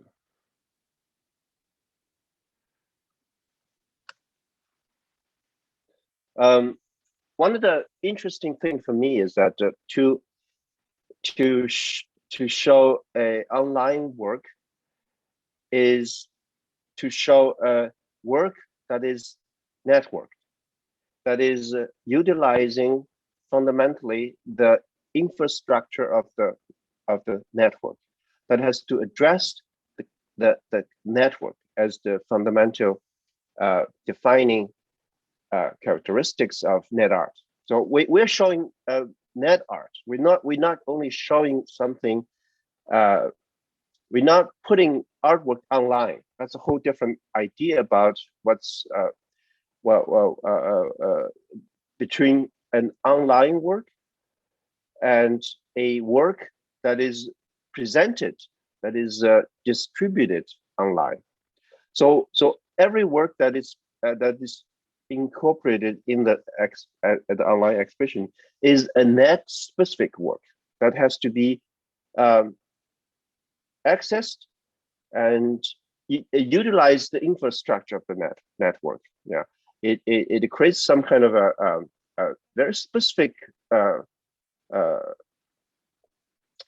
narratives within the network scenario. One of the works, for example, is in the first exhibition was that it would trigger a server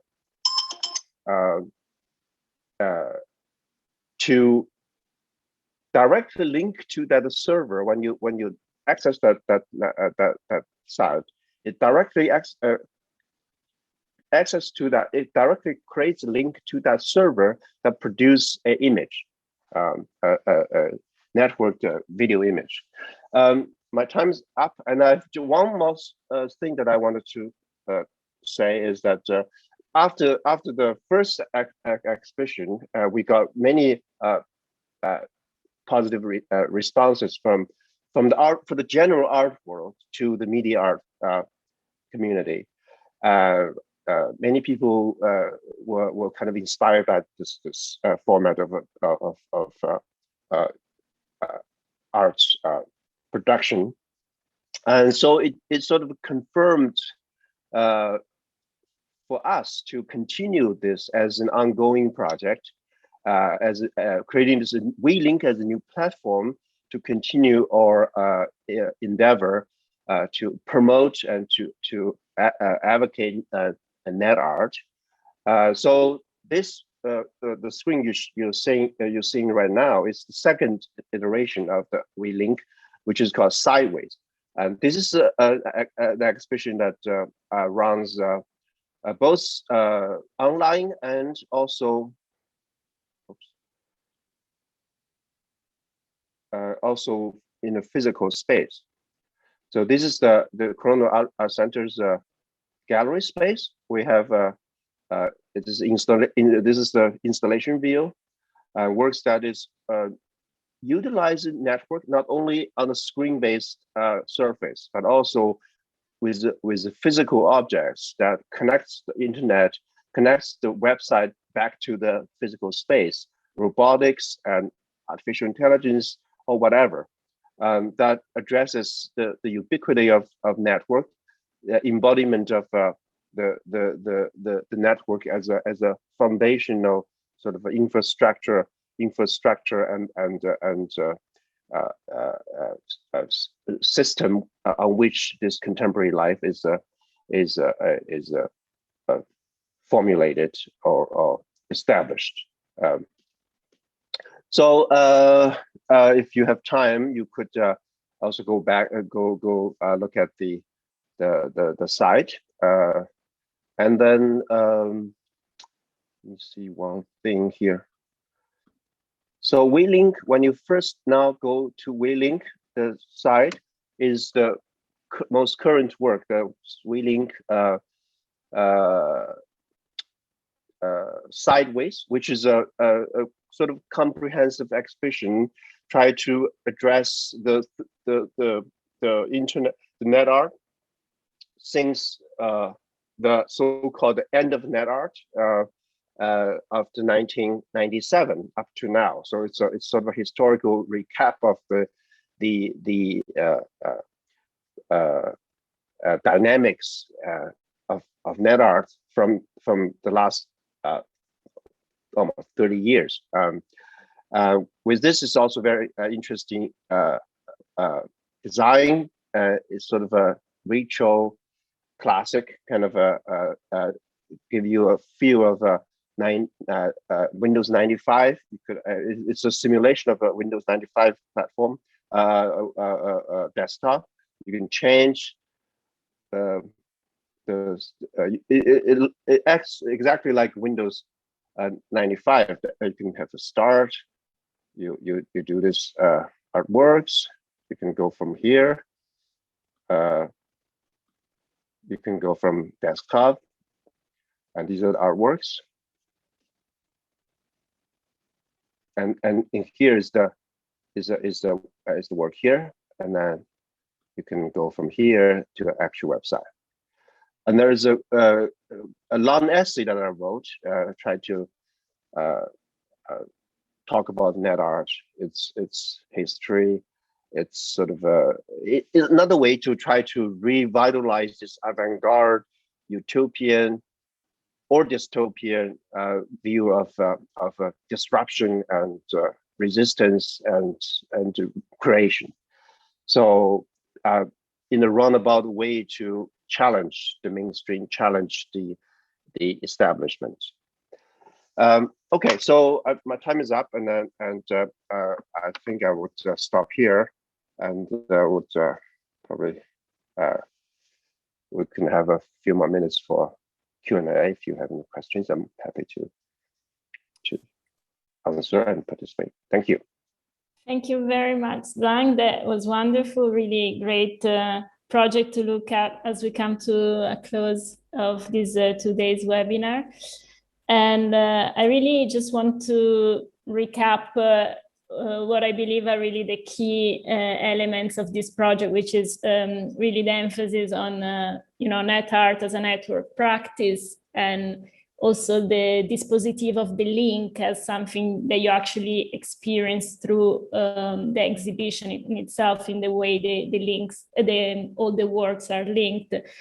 And importantly, this idea of networks of solidarity, in a sense of revitalizing what curating on the web can be, also by establish this network of solidarity within people, institutions, artworks. And I think this is something that was also proposed yesterday in Marialaura in my presentation.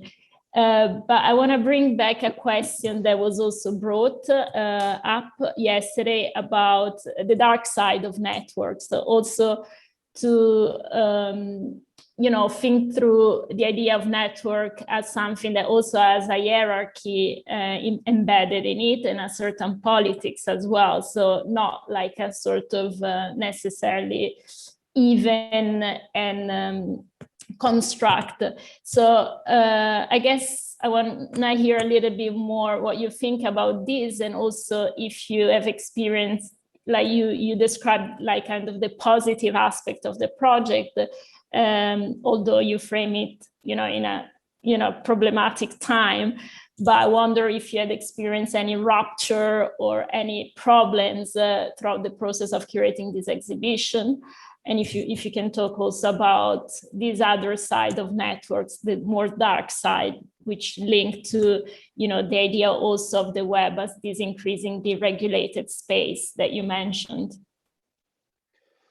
I think for this particular project, I don't think I experienced anything specific about certain, for example, censorship or surveillance or whatever. Other common denominator of what the repression of the network, this corporate network infrastructure, or so on and so forth. But I think I'm very aware of this reality, and I'm always prepared, or that's what I'm saying when the second show, it's a very important gesture. It's because sideways. The sideways meaning you don't confront head on. You go run about. You try to kick from the side. You try to make your way, circumventing the big powers, because you have no power to resist the corporate hegemony or the government political infrastructure. That's beyond an artist, beyond beyond us, okay, beyond what we can possibly do. But I think you can always position yourself as a kind of a resistance, kind of a rupture that's happening in the interstitial space. Yeah, it's you find ways to navigate around, try to make your voice heard, try to strike a different sort of a point of view, and try to make a difference. I think this is a very important for any art making, and not only for the media arts or net art per se. And yeah. No, sorry, carry on. I'm actually right now in preparation of a AI-based art, which is typically that AI is so popular and so prevalent, and but I really wanted to try to raise issues, problematize this AI frenzy, and so this is another way to try to question the populist kind of a sentiment that is very general in the cultural industry, in the cultural world, the NFT, the hype recently, and all of this is we have to really take a step back and try to think through. Don't just go about it go for it. It's cool and it's fun. It's new, but it's nothing new actually. But anyway, so that's what I wanted to Yeah, to say. I have another question, but I want to also give space to other people if they have any further comments and questions, so I can keep mine aside for a minute. Otherwise, I carry on. I think you can go, Gaia. We don't have Okay. that question in the Q&A. My question is about what you said, that the project kind of raised sympathy or was well received by both the kind of general award and the media community. And I think that's a really important and quite rare sort of outcome for a project. So I wanted to hear, why do you think it was that, beside, of course, the quality of the project? I mean, it had to do with that, it had to do with the kind of different artists that you selected. And do you still think we need to work towards bridging this kind of curatorial digital divide, so to speak? What's your sense around this? Well, I think the problem with that this divide is a knowledge gap in the mainstream, the general contemporary art world, and the media specific art world. I think if you engage as a curator in this sort of a practice, you do have to know a lot about technology. You actually have to know. You have to understand the intricacies of how technology works. Not only one technology, but many technology, because this is language. This is your formal language, just like a paintbrush or whatever. In the very old school metaphor, that a painter has to know his paint. It knows how to use his brush. How to use his canvas. So this is sort of like your tools.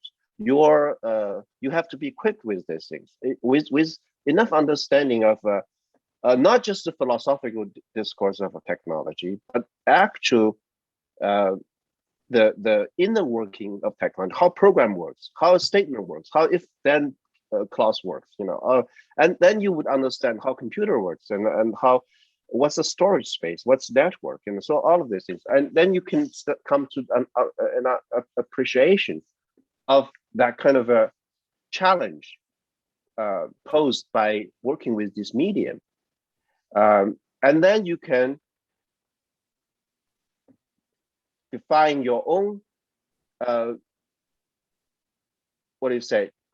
define or identify what is good, what is bad, and you have your own voice, not only from the conceptual part, but also the very craft of it.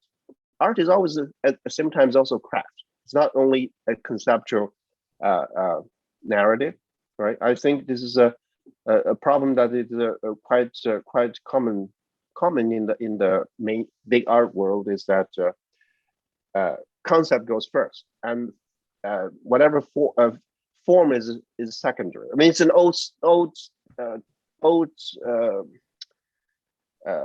discourse. It's an age-old discourse, but it's always ongoing.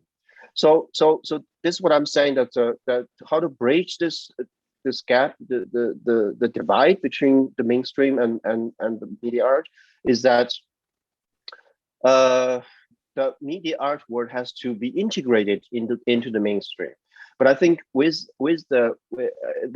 a rush right now in every museum, every institution, to digital to that digital infrastructure building, or to that digital programming. I just read recently the Kunstwerk in Berlin, KW, and they started a digital program with a much too late. It's 20, 30 years later. They just started to realize that they have to open up a program that is that addresses the digital media per se. But most institutions only having their works online as a presentation, as a publicity platform, not so much engaged with the very nature of network or or digital media per se. It's basically transcribe a work into the online space. Yeah, that's not really what I mean by net art. So I think to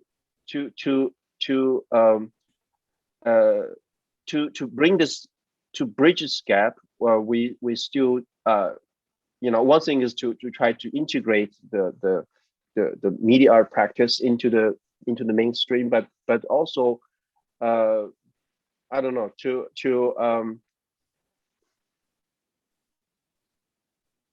work probably from within. That's also a very important approach, because for example, I work both in the media art thing, also from the broader contemporary art sort of scenario. So this gave me some kind of leverage that to be able to talk to the two worlds simultaneously, and then probably creating some kind of a visibility for some media artists who are not very well known for the general contemporary crowd, but then but to reinterpret the contemporary artists, the artists into the media art context, and to reinterpret those works. For example, Pierre Hugh, he's a very big name artist, or such and such, because his thinking, his art making is very much in the same context of what media art is all about today. So how do you try to create a critical discussion or discourse by bringing two different perspectives, by reinterpret what is being already interpreted, and in from a different perspective, and that probably can help to create a dialogue and create a collaborative space. Yeah, I think you really put it very well, and just to really come to an end, I think it becomes quite apparent how the work of the curator who operates on the web really is a work of translation on many different levels, in a sense. So unless anyone has any further questions or comments, maybe we should come to a close. What do you think, guys? Any questions or comments to anything for anybody, any of the presentations? I wanted to ask a question for everyone, but I also have this question to ask you, Zhang, like in terms of, since your project comes out from this kind of like international collaboration. I mean, we've seen collaboration today quite a lot, even in the project of Aarushi and Kaushal, with artists across India. Do you think that have you experienced like a different way of collaborating with other institutions or your own colleagues as a result of like what was happening during the lockdowns? And do you think, and if there was something, do you think that there's anything to take forward from that experience? Well, the reason for me to reach out to international community is that one part of that is because I've been working with many of these people from the past. I do have a network of friends and colleagues who I can tap into their resources. So it's easy to reach out to them, and then so that's one aspect of it. The other thing is also logistically speaking, online collaboration is a lot easier because it doesn't require a lot of resources. All you need to do is to open up a page on your website. It doesn't cost anything. So we do the groundwork and we do all the work, and then they help to promote. They help to sort of disseminate. So and this works really well because we share the same ideas. I mean, most of these institutions are media art institutions from different places. So we pretty much share the same kind of a cultural background or artistic perspectives or visions. So it's easy to create a dialogue and agree on things. It's one thing. And secondly, it's logistically doable. It really costs nothing. You just put up a page. So nobody would it's also for the second show we also had Copenhagen Art Center, which is a gigantic contemporary art space. It's not media art specific at all, but they liked the idea and then they wanted to work. For them also doesn't cost anything. Just put up web page and link back to us. So we have all the works here. So I think it looked when the first show was announced and went really well, and I started to do the second show. And the second show, of course, we have a physical component. It's online as well as in physical gallery spaces. But then the collaboration, the global collaboration stays on the network based platform, which is online. So it seems to be working. I think we wanted to continue this sort of model to bring it to to continue work on this WeLink as a platform that continues to show works and create some kind of a space for net art. Yeah. Thank you. I wonder if maybe Aarushi and Kaushal have something to say in relation to your experience of collaborating with so many different people during the project. I mean, one thing I do feel, am I audible? Yeah. So one thing I do feel is that, art historically, I feel like collaboration has kind of been romanticized.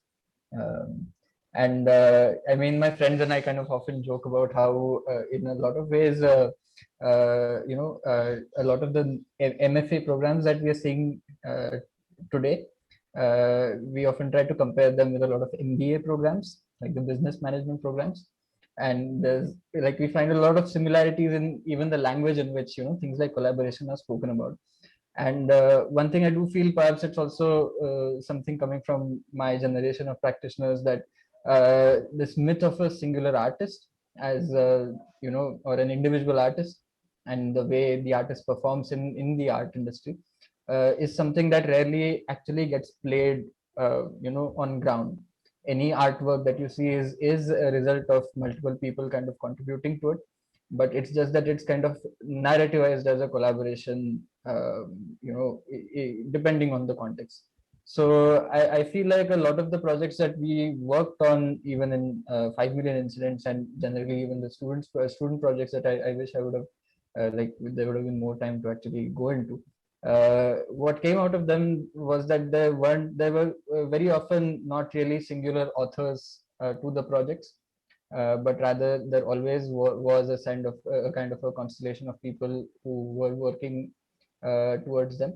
So that sense of working is something, again, I feel has shifted, and a lot of it can be attributed to the general media landscape around us and how we just talk to each other. I mean, before even graduating to formally thinking about collaborating. So that is something that I really, especially in terms of kind of formal collaborations, or kind of bracketing them as a particular genre of working. I mean, like Zhang was saying, it's kind of the metrics of collaborating online have changed. I mean, the logistical process has changed as opposed to how it is if we think about talking or working together without the internet. So that of course contributes to it. But yeah, I do feel like there is some sense of already existing atmosphere of working together that needs to be recognized. I mean, otherwise that leads to some sense of what we were I think earlier in our presentation talking about an invisibilization of labor. I think it kind of loops back to that, I guess. Well, there are two different things. One is a work is being collaborated by different people, and this is what we're doing in this particular format is the exhibition is collaborated by different institutions, presented by different institutions. So it's a different kind of collaboration. Of course, I mean, to have 5 people work on the same project, everybody has their ego, and everybody has their own particular sort of take on the subject matter, which is for students is a challenge, because I actually do. I mean, it's something else, because I teach at Central Academy of Fine Arts with we are the students that we actually force them, because none of these people are into this sort of collective work. So they're all artists. They want their own thing, right? So in my media art class, I teach a sort of like apart from my graduate students, I have one class that I teach that involves first year graduate students and second year undergraduate students. So I would force them to do teamwork, because it's part of sort of a practice that is very needed in the media art context, because everybody has it has its own particular strength in certain areas. I mean, usually it is a very much more complex work than, because it requires resources, technology, and know-hows, and this and that, and so to help them to understand how teamwork works is very important to understand how media arts work is produced, because many artists work with a lot of resources, a lot of people, from the technology aspect, also from the institutional aspect, from the organizational aspect. It's just I totally understand what you're talking about. Yeah, thank you.